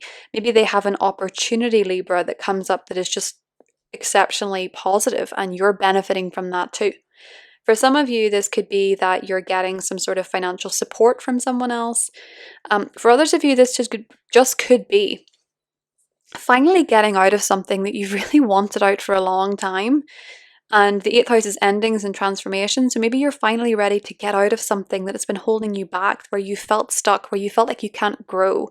It's like you can finally break free of this limitation or this thing that you were stuck in. Maybe it was debt. Maybe it was a mortgage. You're finally breaking free of something that you really wanted out of. Maybe it was even a marriage for some of you, but you feel like the chains are coming off and off you go. You're free. It's transformed. It's changed. There's a full moon in Scorpio, your 2nd house on the 23rd, square Pluto in your 5th. There could be some power struggles when it comes to your money or when it comes to your own personal resources. It could be for a lot of you. This is kind of funny, but it's a very intense full moon, but it just could be this. It's squaring Pluto in your 5th house of children. So you could have a child that destroys something you own that you really like. I'll give an example. I remembered this the other day, it just popped into my mind. When I was a child, I got hold of my mum's lipstick, and I think it was a pretty expensive lipstick. I mean, it can't have been that expensive because it was the 90s, and I don't think they were that expensive back then. But, well, it's all in context, isn't it? But basically, I'm going off track. I basically got my hands on her lipstick while she was at work. She had left it at home, and I covered my whole face in the lipstick, like the whole thing.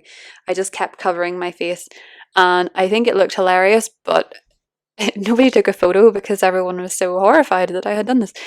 But I'm sure it looked funny. I'm sure, like, it was kind of cute. I was 5. I'm sure it was cute, but it wasn't at the time. So yeah, your child could do that. Your child could pull a me and cover its face in your favorite lipstick, if you wear lipstick. But it could be that a child actually just destroys something that you really, a possession of yours, or it could be that a child actually steals money from you for something, or just takes it without asking. There could be a bit of a power struggle going on there, but I feel for a lot of you that you might be feeling a bit financially triggered. You could be feeling kind of annoyed about your finances, or there could be some fears coming up surrounding money, the money that you make, because this full moon is in Scorpio. It's intense, it's possessive, and it's square Pluto, which means you could just feel a little bit out of control. You could feel a bit triggered. You could feel a bit on edge, and maybe you're having a bad day and then your kid covers its face in your lipstick, and that's all it takes to break down in tears. But I do feel like this could be quite an intense one for a lot of you when it comes to your finances. It could also be, though, that you are finding that you're making more money, or you're taking a close examination of your financial situation, Libra, and you're paying attention to your spending, what you're spending on fun, what you're spending on recreation. And it's not to get rid of any of those things, but you might cut some things that are kind of unnecessary or kind of not working, for whatever reason, Libra. We also have Venus entering your 8th house on the 29th, which can bring a lot of blessings in intimate relationships. You may be finding it easier to connect with your partner. It may also be that you're more interested in the occult. So some of you might be getting an astrology reading, or reading your own tarot cards, or seeing a shaman, because Venus in the 8th tends to love the mystical things. So you might be finding that's where you're putting your money. Or you might find that you're more interested in making a few transformations to your style. Because Venus rules your 1st house, maybe you're actually letting go of some clothes and items that don't serve you anymore. You don't feel like they really suit you anymore. We have a Mars-Neptune conjunction in your 6th house on the 29th. Be careful swimming or around water, just because you may be more accident prone. Mars enters your 7th house on the 30th, and this is going to be a time where you're putting a lot of energy into your partnerships. You might be putting a lot of energy into a legal case or a court case, or you might find that there could be some arguments or petty squabbles come up with partners, business partners, romantic relationships, because Mars tends to add more fire, especially in Aries. But this can just as equally be bringing more passion into the relationship as well. That's what I have for you, Libra, and I'll talk to you soon. Hi Scorpio, welcome to April 2024. Scorpio, this is a very jam-packed month, so I'm just going to hop right in. So Scorpio, there's a lot of activity this month, particularly in the first half, in your 6th house. And I'm going to familiarize you if you don't know or you're not entirely sure what the 6th house is in astrology. It rules our routines, so what we do on a day-to-day basis, the humdrum stuff. It also rules our health and our diet. And it also rules our services and our work.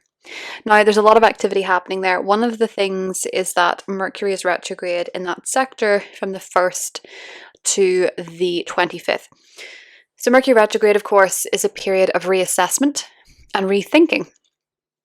So you might be going over old ground when it comes to your health, when it comes to your well-being, how you exercise, what you eat, how you take care of your body, how you take care of your health in general.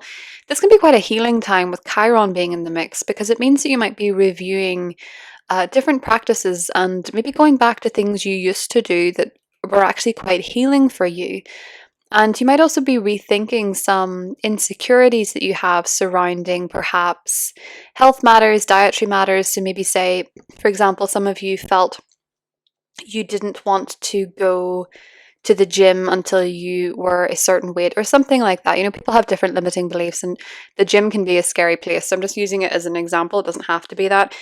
But you're maybe rethinking some of your wounding or some of your insecurities surrounding fitness, surrounding what you eat.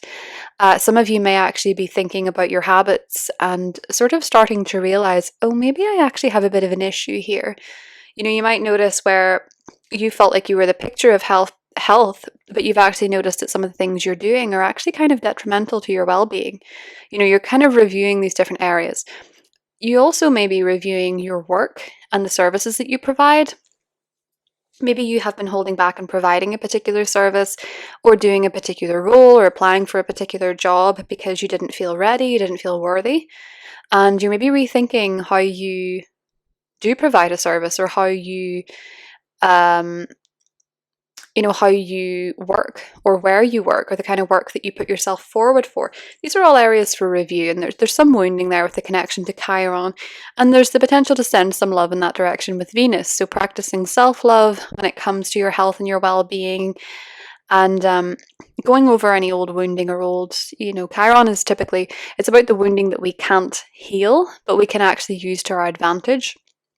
So where you feel insecure about one thing can actually be some area of your life where you lead others. You know, you can help others where you couldn't necessarily help yourself, so to speak, with Chiron. So pay attention to what's coming up for you in terms of rethinking and revisiting old thoughts and beliefs surrounding health, wellness, and even work. And that message is emphasized because the total solar eclipse is happening in that sector. So there is a brand new chapter when it comes to your health and your well-being. So maybe some of you are beginning a new health or fitness journey or an entirely new diet. So say you were vegan for 6 years, you might suddenly decide, actually, I'm going to go back to vegetarian, or actually, I'm going to be pescatarian. Or say you were, diehard carnivore for 6 years. It could be the opposite. You could be saying, actually, I want to go vegan. You could be changing something for your health dietary wise, or you could be joining a gym, or you could be deciding you're going to sign up for a marathon. There's a new beginning when it comes to your health, your wellness. And it might also be for some of you a new job. And this job could be in the healing field because of its conjunction to Chiron. Maybe you're becoming a doctor. Maybe you're becoming a nurse. Maybe you're becoming a Reiki healer. Or maybe you are beginning a new job that you at one point in your life thought, I could never do this, with Chiron being there. But it's going to feel very authentic. You're going to feel very ready to do this, to challenge yourself, to move past your vulnerabilities, to work through them. And new job changes that come around at this time are fated in some way, shape, or form.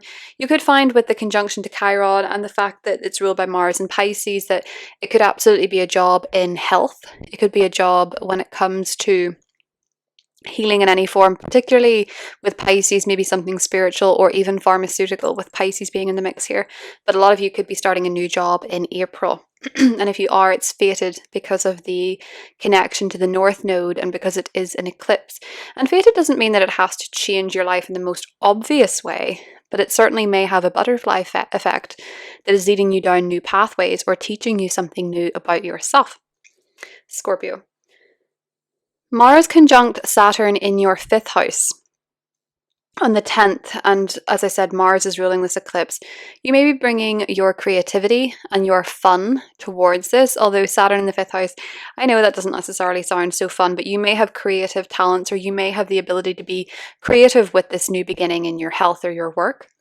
With Mars conjunct Saturn, you might be committing to something when it comes to perhaps your children, or perhaps when it comes to a creative pursuit. You could be saying, okay, I really need to buckle down and work very hard on this, or I'm really going to need to perhaps even cut back on the fun stuff to make this successful. But it feels with Mars and Saturn connecting in the 5th that perhaps you are ready to work very hard on a creative endeavor, a creative pursuit, or something that gives you a sense of creative fulfillment with Mars conjunction to Saturn.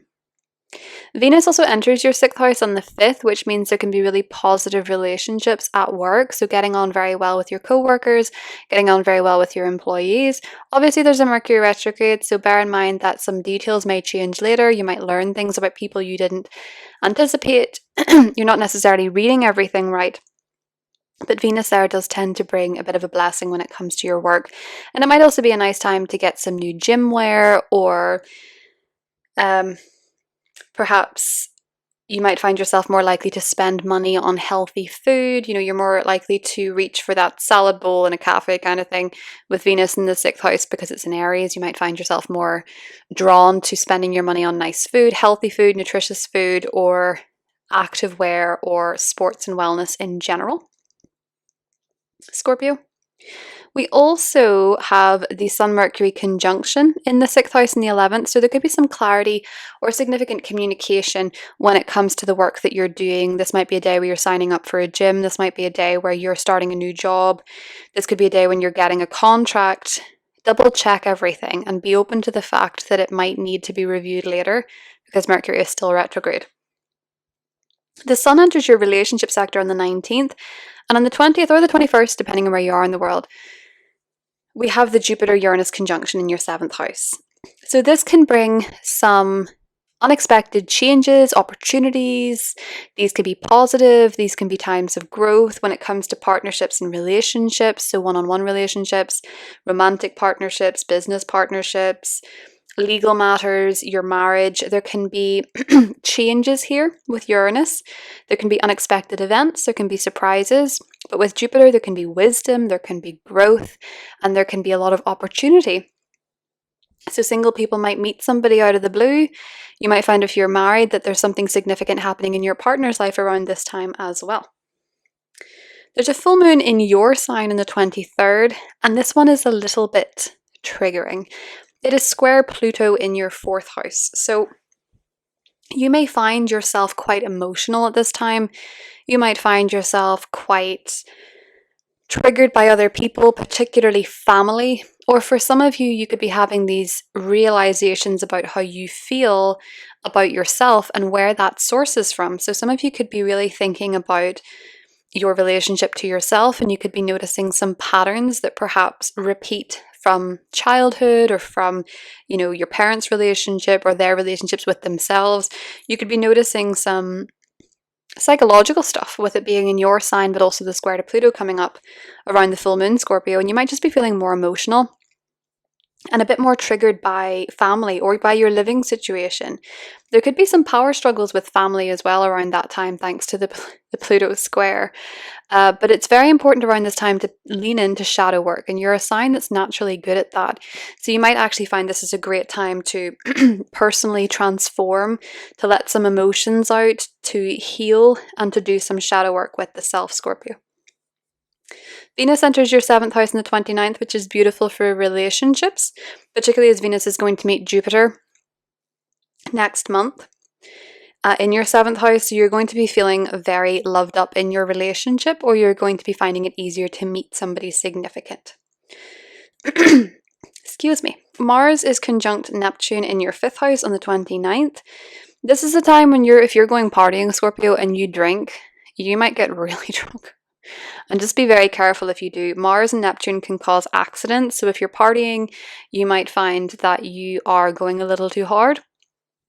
You might also find that perhaps one of your children might be sick around this time. They might have a bug, they might have food poisoning or something like that. So just be careful of that around the 29th. Probably not the best time to eat fish, with Pisces being there. Mars enters your 6th house on the 30th, and this is a time for you to put a lot of energy into working out, into eating well, into working hard, into the mundane. You have more energy for day-to-day life, Scorpio, and you may find that you're very driven to better your health, better your well-being. This can also be a time, because it's the 6th house, where co-workers are a little bit more argumentative or a little bit more touchy. There could be more workplace drama, maybe some conflict in the workplace or with employees or colleagues, Scorpio. So do watch out for that. You might just observe it rather than interact with it, but just be mindful that this is a really good time instead to put your energy into working out, getting healthy, getting exercise, eating well, or whatever wellness looks like for you. That's what I have, Scorpio. I'll talk to you soon. Hi, Sagittarius. Welcome to April 2024.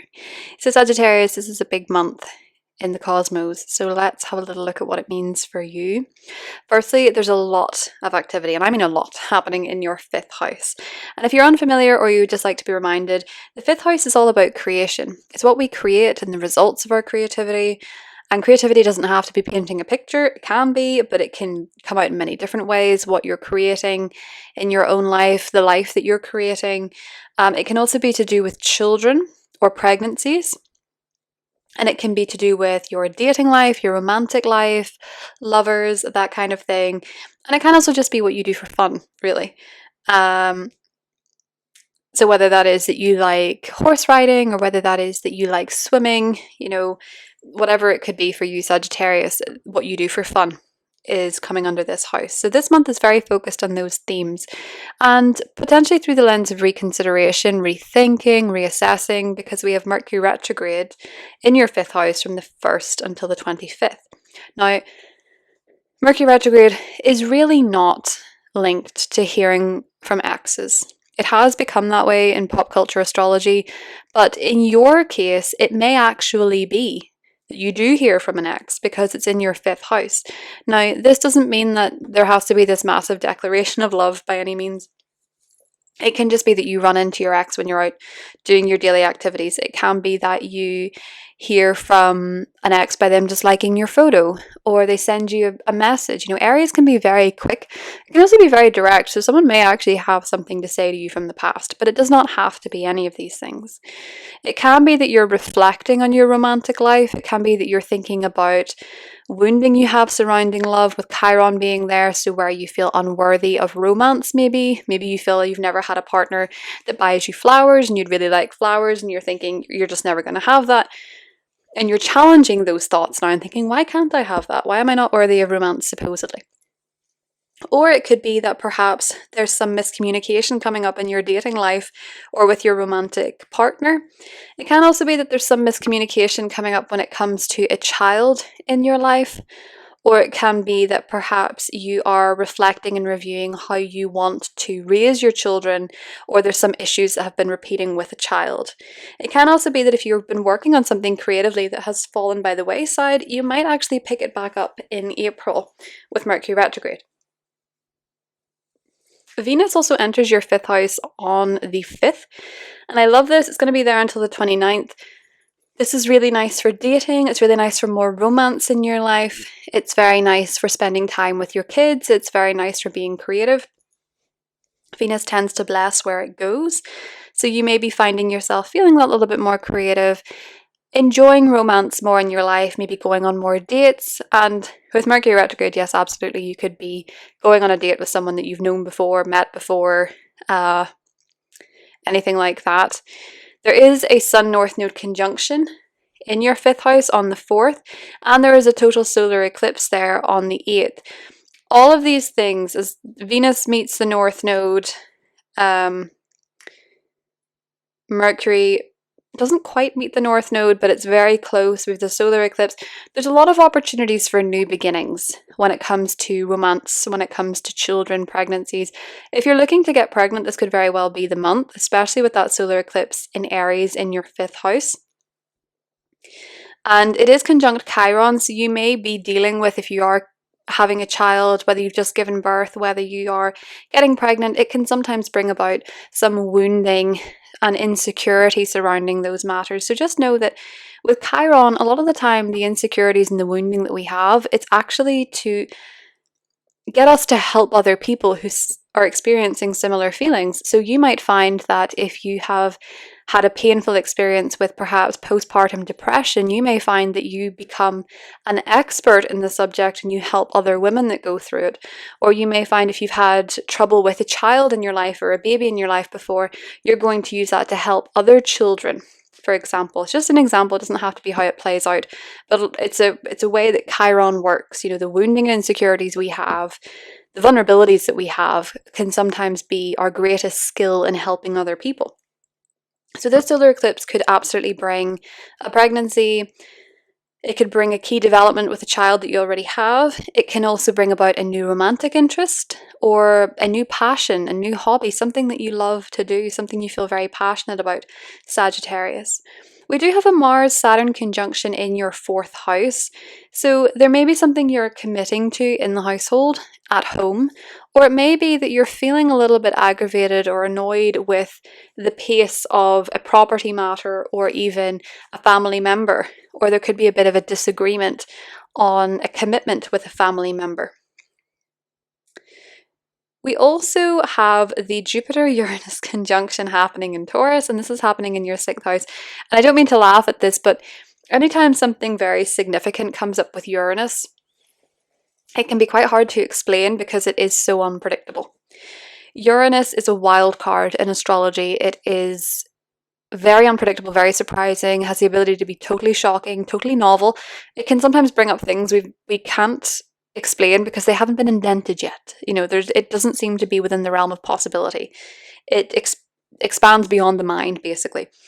And the Jupiter-Uranus conjunction tends to bring expansion, new beginnings. It tends to bring acceleration, wildness, surprise, and it's happening in your 6th house of your daily domestic life. Now, before you think that sounds dull, it's not.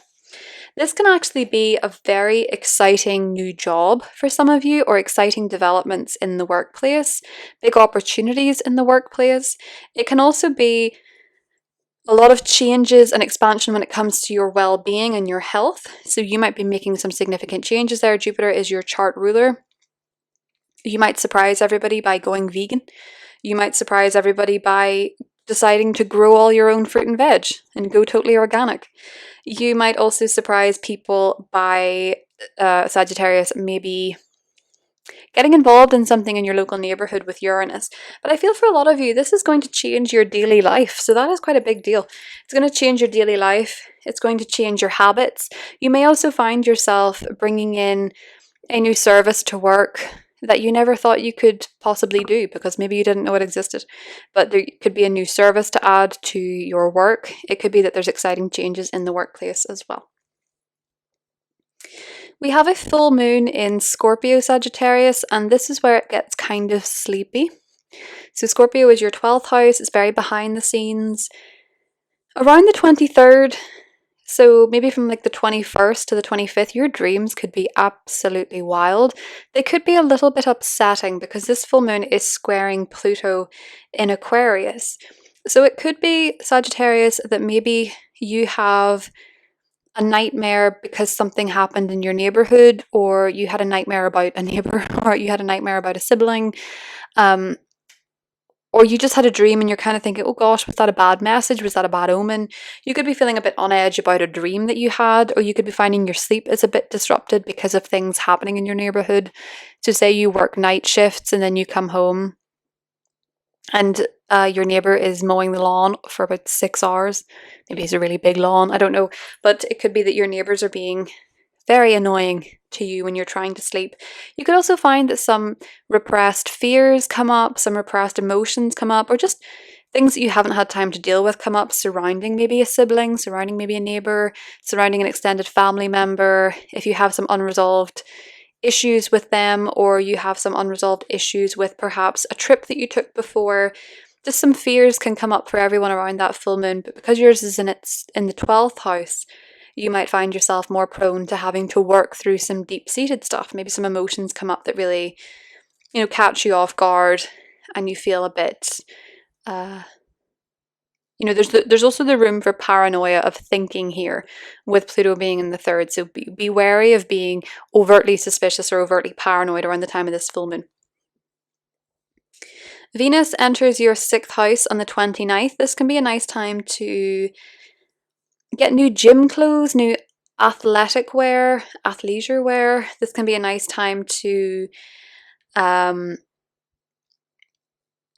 perhaps have better times with co-workers, with colleagues, add more beauty to your day-to-day routine. So whether that's that you find yourself getting one of those fancy cups that everyone uses, it's different colors and stuff, I don't know, but it could be that. I have seen them. The name escapes me. I just know that they're a big deal in the States. I think they're Stanley cups. Is that a thing? Stanley cups? They can be pink, they can be green, they can be all these different colors. Maybe you're doing that. You're adding some beauty into your day-to-day routines. I wonder, does that craze have anything to do with Uranus being in Taurus? Uranus rules, food and nourishment and things like that. So I kind of wonder. Although it does seem very Saturn and Pisces coded because there's water and liquids in them, but I digress. I'm going off track. Anywho, maybe you're going to get something like that, or you're going to just focus on adding a little bit more prettiness, adding more prettiness to your day-to-day routines with Venus being in the 6th. That can be where maybe you buy plants for your office, or you get new pens and stuff like that. We also have a Mars-Neptune conjunction on the 29th in your 4th house. Be careful of leaving the taps on, be careful of leaving water running, be careful of leaving something gassy on if you have a gas heater or anything like that with Neptune and Mars meeting in Pisces, because there can be accidents when it comes to water, gases, substances. Be very careful of those in the home. Make sure you're not leaving anything running. Make sure you have the appropriate detectors for gas and things like that. Just forewarned, it doesn't mean it has to happen to you, but it's just forewarned is forearmed. Mars enters your 5th house on the 30th, and you might have a lot more energy for love and romance in your life. You might be more taking more action in that area. You might also find that your children could be a little bit more temperamental with Mars going through the 5th house. You may also find perhaps that you're feeling more creatively inspired and you have the energy to create something. Sagittarius. That's what I have for you. Talk soon. Hi Capricorn, welcome to April. So Capricorn, this is a very exciting month astrologically because there is a lot going on in the cosmos. And for you in particular, there is a lot of activity when it comes to your 4th house. So in case you're not familiar or you would like to be refamiliarized, the 4th house is your physical abode. It's where you live and the people that you live with. It's your family and it's your heritage. It is where you find yourself moving homes, investing in real estate, and it can just be your relationship to a particular parent, usually the mother, but not always. And you have a lot of activity happening here, so let's see how it's playing out. Firstly, there's a Mercury retrograde in this sector from the 1st to the 25th. Now, Mercury retrogrades can bring miscommunication. So that can mean that you're maybe having some disagreements or conversations gone wrong with family members. It can be that you say something, it comes out wrong. They say something, it comes out wrong. You're missing the details.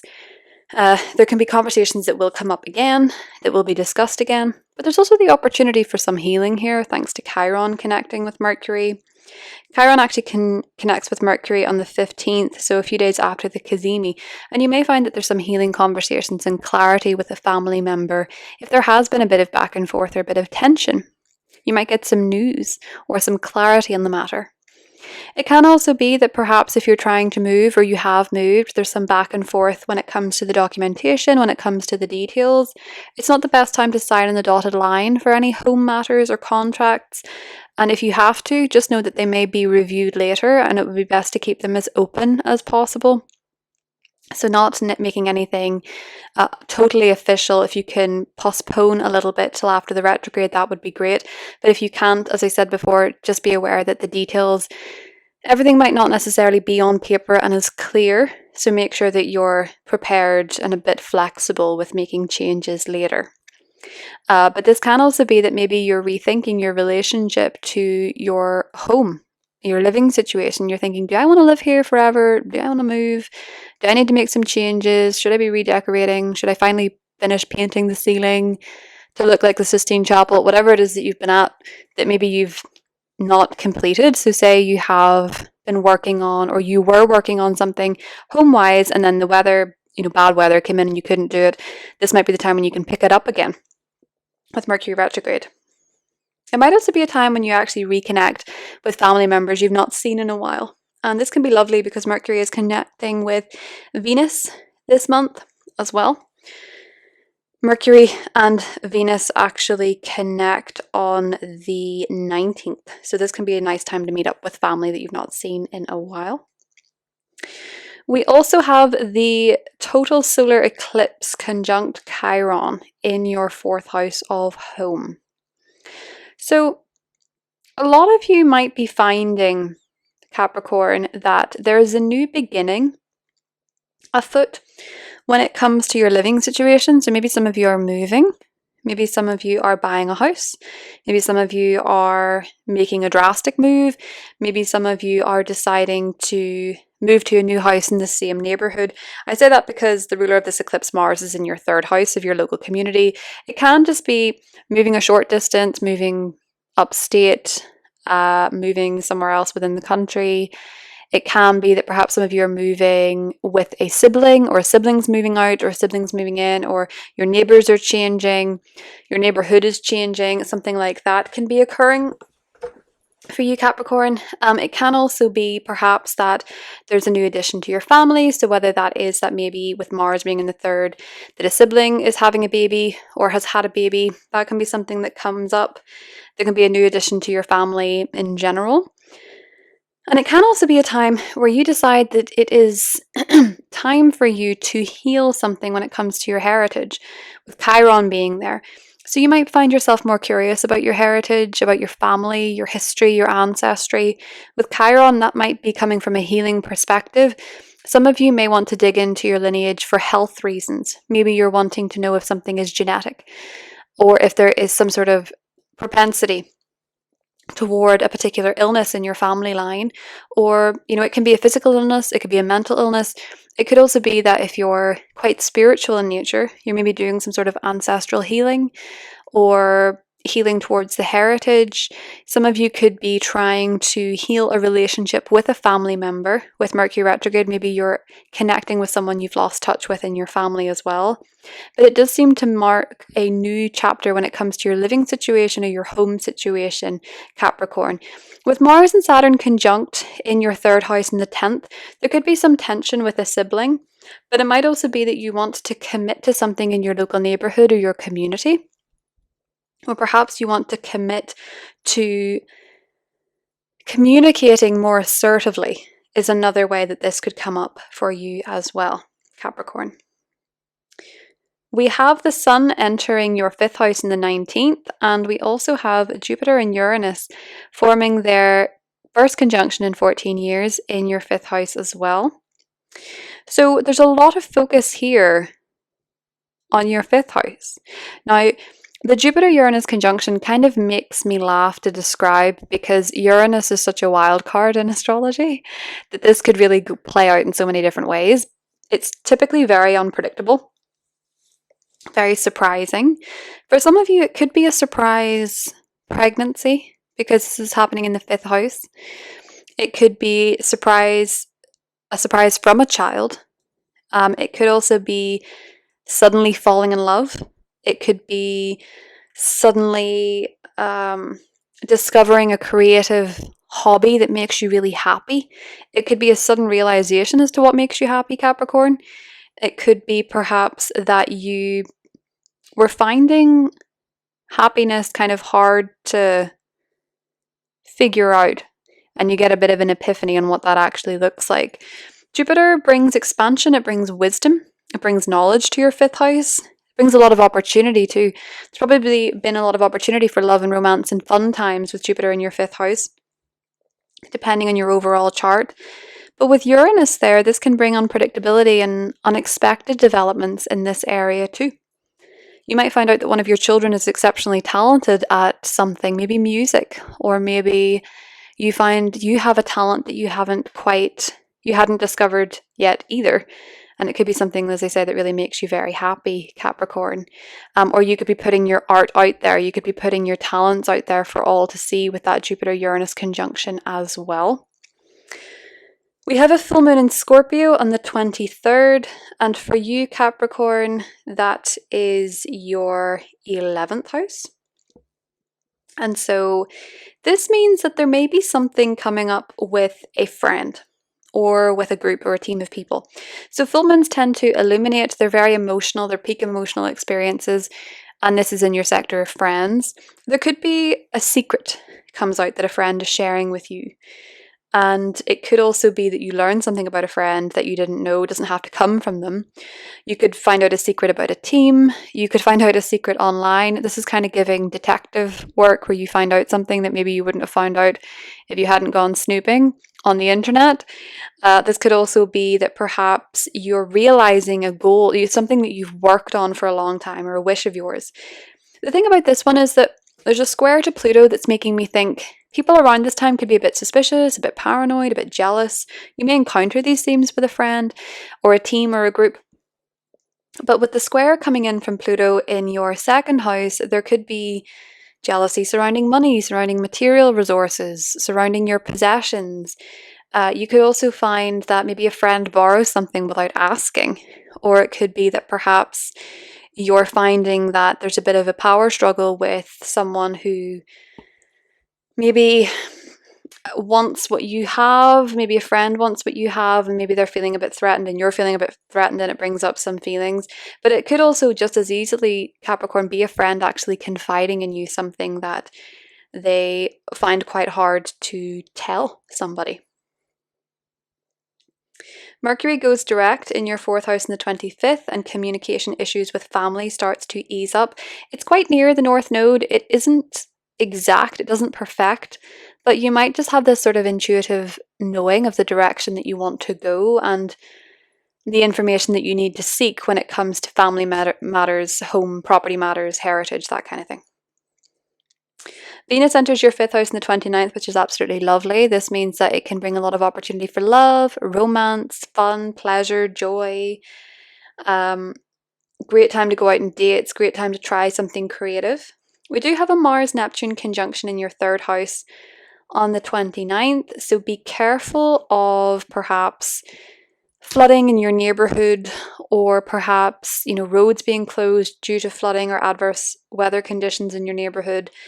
I also would be careful of going to any parties in your neighborhood, because if there's drink involved, people could be more aggressive than usual, so just be mindful of that. Mars enters your 4th house on the 30th, and if you want to renovate, if you want to break down a wall, if you want to do physical labor in the home, this gives you the energy to do so. Mars going through the 4th house usually means that you get absolutely stuck into doing something in the home, and it takes a lot of your energy. You have the energy to declutter something, work on something, break something, but it can bring a bit of tension when it comes to family members and the people that live in your house as well at times. Try to channel that energy into doing something constructive. That's what I have for you, Capricorn, and I'll talk to you soon. Hi Aquarius, welcome to April 2024. Hope you're doing really well. So Aquarius, we have a lot of activity happening in your 3rd house. And this, if you're not familiar, is about the familiar. Do you like what I did there? This is about familiar areas. So that's your neighborhood. That's about your local coffee shop. It's about your neighbors. It's about your siblings. It is about your car, your gadgets such as your phone, communication, technologies, that kind of thing. We have a Mercury retrograde there on the 1st until the 25th. Now, this can mean you experience car trouble, phone trouble, miscommunication in your local neighborhood, disruptions in your local neighborhood, whether that is that they're digging up the roads, whether that is that there's flooding or, power cuts, whether that is that your neighbors are getting into a fight, or whether that is that you're having car trouble, transport trouble, maybe the buses are on strike or something like that. These things can all affect you during the Mercury retrograde. Now, this can also be your communication style in general. So how you talk, how you listen, and you could be a little bit more reflective and potentially a little bit self-conscious surrounding your communication style. You might be rethinking it. You could be watching, videos on how to communicate effectively. It's not the best time to do public speaking or make speeches, or, you're not necessarily going to be writing your best at times, or you could find yourself tripping over your words. But this can actually be a really good time to work through some insecurities when it comes to communication and maybe using them to your advantage. So that can be where, for example, you don't like the sound of your own voice. And perhaps what's ironic about that is that maybe other people actually find your voice really relaxing. And I'm using specific examples of people I know. I know 2 people who natally, now yours is a transit, you may have it natally too, but it depends on your chart. 2 people I know that have Chiron in Gemini. So Gemini is associated with the 3rd house, or have it in the 3rd house. People who have that Chiron placement tend to have the most relaxing, easiest voice to listen to. I love getting voice notes from people who have Chiron in the 3rd or Chiron in Gemini, but they hate the sound of their own voice. They really do. And yet it is such a calming, relaxing, healing voice. So you might actually find under this time, Aquarius, oh, I really don't like the sound of my own voice. And then you decide, but I actually have something worth communicating, or other people seem to like my voice, so I'm going to work through it. I'm going to push myself. That can be something you're reevaluating around this time, where your communication makes you feel a little insecure, but where it's actually one of your strongest assets and it can really help other people. It's the Chiron theme. Chiron is playing out in a big way this month. So pay attention to how you feel about your communication style, your voice, all those type of things. You may also find that you lose your voice at points. Maybe you have a sore throat this month. That could play into it as well. But we have a total solar eclipse in this sector in the 3rd. So some of you might get new neighbors. Some of you might join something in your local neighborhood. Some of you could be, the 3rd house also rules early education, so some of you could be starting kindergarten, and if you are, why are you here? But you could also be finding that perhaps there's changes in your local neighborhood. You might find that if you do get new neighbors, they could be doctors, they could be healers, they could be nurses, with Chiron being there. It might also be that your relationship with a sibling changes, or maybe you get a new sibling. Maybe your parents have or adopt a child who is a sibling to you now. Maybe some of you are getting a new car. Maybe some of you are getting a new phone. Just be mindful that Mercury retrograde means you might have to go over some of the details with this. Astrology is sometimes contradictory. So on one hand, we have Mercury retrograde, and the typical advice is don't buy new phones, don't buy new cars, which is absolutely valid because you can have, issues with them or have to revisit issues all the time with them. But sometimes a solar eclipse rolls around and that tends to bring about new beginnings. You might have to buy a car. You might have to buy a phone because your old one just, does itself in, or you get hit or something like that. You might have to. So just bear in mind that sometimes new beginnings happen during retrogrades, and it's just the way they're meant to occur. So if they are occurring, don't freak out. Just know that there's something fated in the mix here with the solar eclipse being in Aries. It might actually just be time, and it could be that maybe you have Mercury retrograde in your chart and you actually find, this is working out okay for me. But don't stress about it too much. Sometimes things are back and forth. Sometimes we have to go over old issues and whatnot. It's not always avoidable, is what I'm trying to say with the fact we have a solar eclipse in the middle of a Mercury retrograde. We also have a Mars-Saturn conjunction in your second house on the 10th. So I feel like if you are buying a new car or a new phone, you're having to pay for it on some sort of plan, or it's a commitment. It's a long-term commitment with Mars-Saturn conjunct in your second house, Aquarius. We also find that we're moving into your fourth house season from the 19th. And in this instance, you may find that there is some sort of significant new beginning happening with where you live. And this could be very significant because we have a Jupiter-Uranus conjunction in your fourth house. So what this can mean for Aquarius risings is that you may actually be moving. And this might not have been something you saw coming, but it could be a really exciting opportunity to maybe move with Jupiter there abroad, maybe move to a different country, maybe move to a different state, maybe move somewhere totally new. Uranus tends to shake up where it goes, so there could be, unexpected developments or beginnings in your living situation. This also could be something exciting and new happening within your family. This could be perhaps something happening with your roommates. It feels as though there's some sort of growth, there's some sort of expansion, there's some sort of opportunity. It could be unpredictable, it could be unexpected with Uranus being there, but it feels like it is something quite rare. Jupiter and Uranus only meet up once every 14 years, and I believe that this last happened in Taurus in the 40s, so a lot of you won't have experienced this in this lifetime. So it is a once in a lifetime thing for a lot of people, and it's happening for you in your fourth house. So just bear that in mind, Aquarius. There could be a significant move or a significant change in your home, family, and living situation. You might also learn something quite unexpected about your heritage or your lineage, but that is only for a select few of you. There's a full moon in your career sector on the 10th, which highlights your career. Basically, it can put you in the spotlight. You can be getting some sort of recognition for your job. You can be starting a new job. You could be getting a promotion. You could be finding something's coming up with your boss, or something's coming up surrounding your public image. In some cases, this can surround secrecy, so secrets can be coming out, or there can be some sort of transformation and metamorphosis in your career. You could also find that you have a boss that's stepping down, or someone who is in a position of authority over you is stepping down, and quite possibly for some of you because of a scandal. Now, there may be a power struggle going on here, and a bit of paranoia and a bit of suspicion, or a clash of egos even between you and an authority figure, or maybe even you and a parent, Aquarius, because this full moon is square Pluto in your first house. Pluto is in your first house, squaring the full moon in your 10th. So there could be a clash of authority. There could be a power struggle on something you want to do professionally, and perhaps something you want to change professionally too. Venus is entering your 10th house, your fourth house, sorry, on the 29th, which is a beautiful time to do up your home, to furnish your home, get some accessories for your home accessories, cushions, pillows, that kind of thing. Especially with it being in Taurus, a lot of Aquarius risings can have a knack for decorating.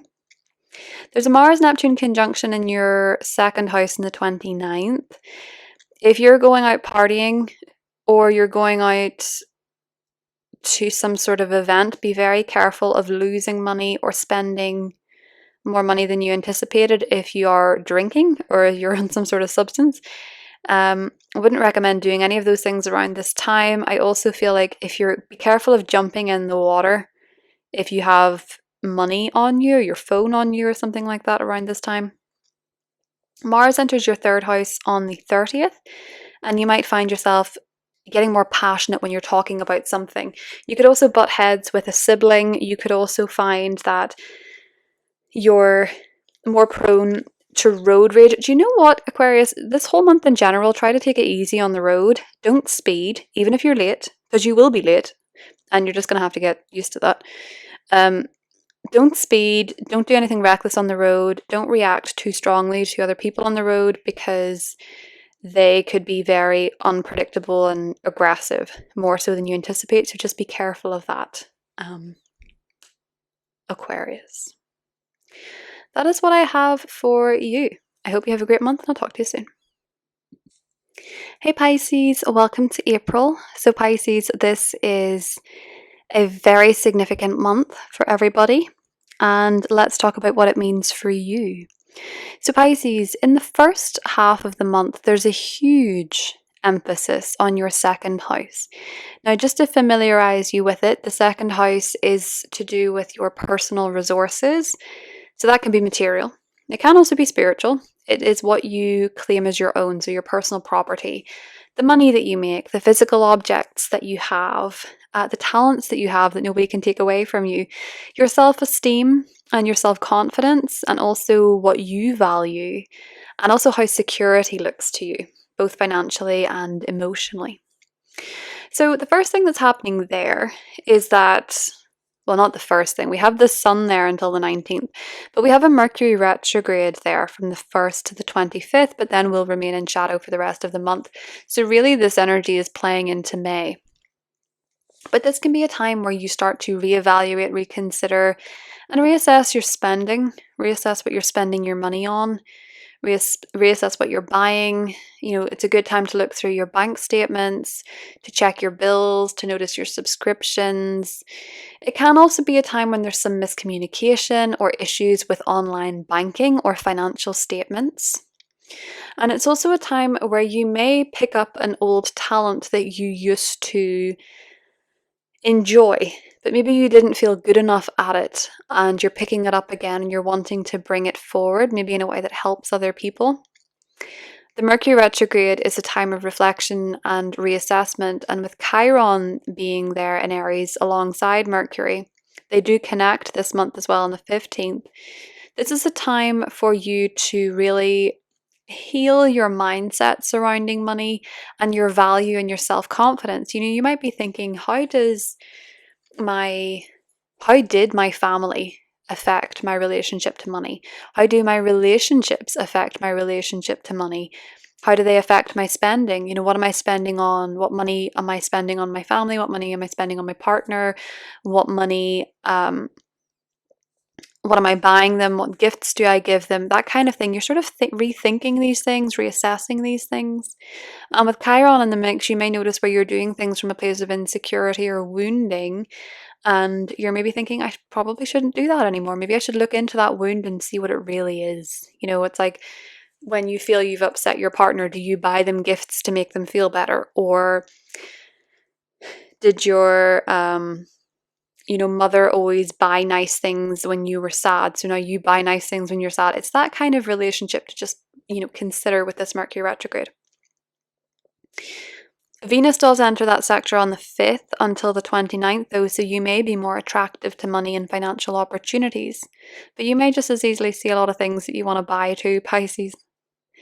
There's a new moon and a total solar eclipse in Aries on the 8th.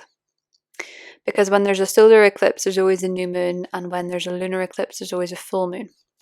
The total solar eclipse brings brand new beginnings in your financial sector. So there's an opportunity to make new money, make money from a new source. There's an opportunity to perhaps make a big purchase, buy something that you really want. But I do feel for a lot of you, this could also be a new talent. This could be a new skill. But for the most part, I actually do think this is financial. So I think this could be a new way of making money. For some of you, it could be to do with healing. So say, for example, you're qualifying as a doctor. This could be your first paycheck. Say, for example, you qualify as a Reiki practitioner. This could be the first time you charge somebody for Reiki. You start up a Reiki business, start up a healing business, or you're now finding that you're making money from something you were insecure about before, as is the Chiron energy. You know, he used his pain and his suffering to help other people who were suffering. He turned his pain and his insecurities into great talents that provided a wonderful service. So you may find that you're wanting to help others through something that you were insecure about, and this is a talent of yours, or it may also be a way of making money for you now, Pisces. The Mars-Saturn conjunction is happening in your sign, your first house, and Mars rules this eclipse. So it's quite independent for you. I think you're committing to making something happen for yourself financially. I think you're very disciplined, and I think you're being hard on yourself in a good way, where you're saying, right, okay, we need to get this together. We need to do this. I'm going to commit to this. And you might also be committing physically to something, whether that's the gym, whether that is a diet. You could be very determined, Pisces, to discipline yourself and facing your frustrations head on as well. The sun enters your third house on the 19th, and then we kickstart a lot of activity happening there. So the third house is all about your familiar areas. So that can be your neighborhood, it can be your local coffee shop, your nearest town. It can be your neighbors, it can be your siblings, sometimes cousins as well. It can be your car, and it can be a short journey. It can be your transport system, and it can basically be events happening in your own backyard, and it's also your phone. So Jupiter, Uranus, this is a big one because this only happens once every 14 years. And Uranus is a wild card in astrology, so you may notice that this meetup of Jupiter, because Jupiter is your traditional ruler, so you're feeling this quite significantly, Pisces. You're ready for change. And Uranus brings change, but Uranus is notoriously unpredictable. It's a wild card. And Uranus rules your 12th house of the unforeseen, what's hidden from you.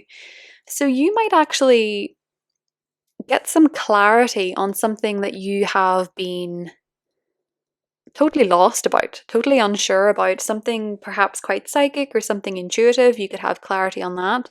But this is happening in your third house. So a lot of you might find that something exciting or unusual happens in your neighborhood or with a neighbor.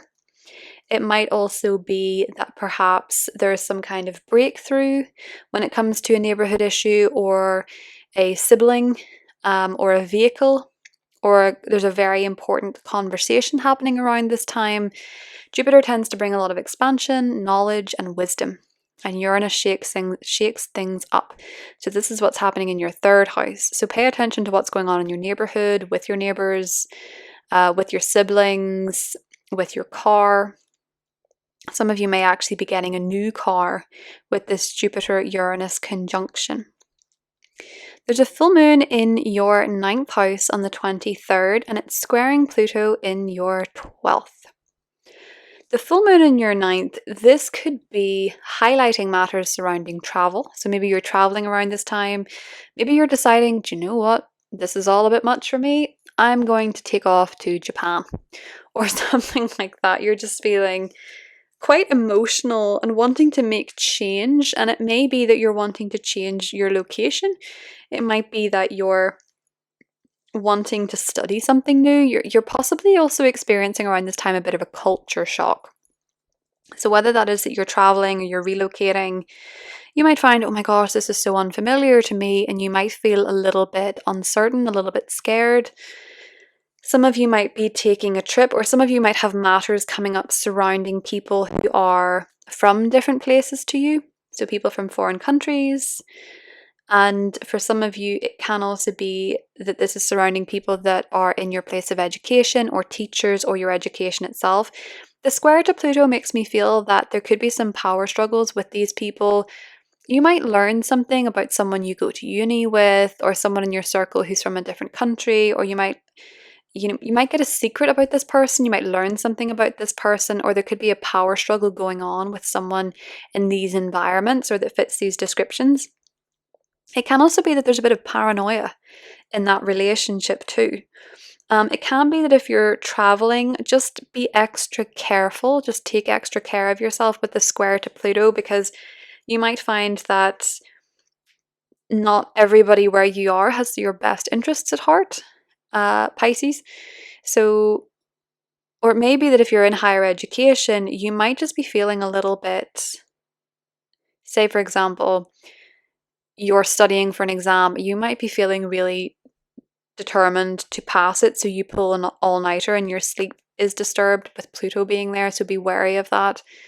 This could be a night of upsetting dreams, or you might be feeling a little bit of a crisis of faith with the full moon in Scorpio. It's all set to make you emotional so that you'll transform something. But just do, be careful around this time, because we're more prone to paranoia, suspicion. But also secrets can also be revealed around this time that are a bit upsetting, I will say. Venus enters your third house on the 29th, bringing a lot of beauty and grace to your third house. You might enjoy more time with neighbors, you might enjoy more time with siblings, you might find that you're getting really nice messages from people, really nice texts from people, emails from people, admiration from people on social media. You may also find that you're wanting to clean out your car and get it washed and make it look really nice. Pisces. There's a Mars-Neptune conjunction happening in your first house on the 29th. I would recommend from the 28th to the 30th, maybe not drinking, maybe abstaining from alcohol because you might be more accident prone. You might be more inclined to suffer from food poisoning with this being in your first house and Mars ruling your second. And with it being Pisces, that can be fish, that can also be water poisoning. So maybe drinking too much water or dehydration, not drinking enough. Or it can be swimming somewhere that isn't actually that clean. Be careful of these things around this time. Or even something as simple as if you try a new bath, bubble bath or something like that, or shower gel around this time, you might actually be irritated by it. There might be chemicals in it that don't agree with your sensitive skin. Mars leaves your sign on the 30th. So for the most part this month we have Mars in your sign where you're feeling more driven, you're feeling more determined. You may also be feeling more irritable, more annoyed by other people, by other things. Mars leaves your sign in the 30th and enters your second house, and you're very determined to make money and work on your talents. And you may also be feeling a little bit more possessive over what you have, but you sure have the drive to make more money for yourself and show up confidently.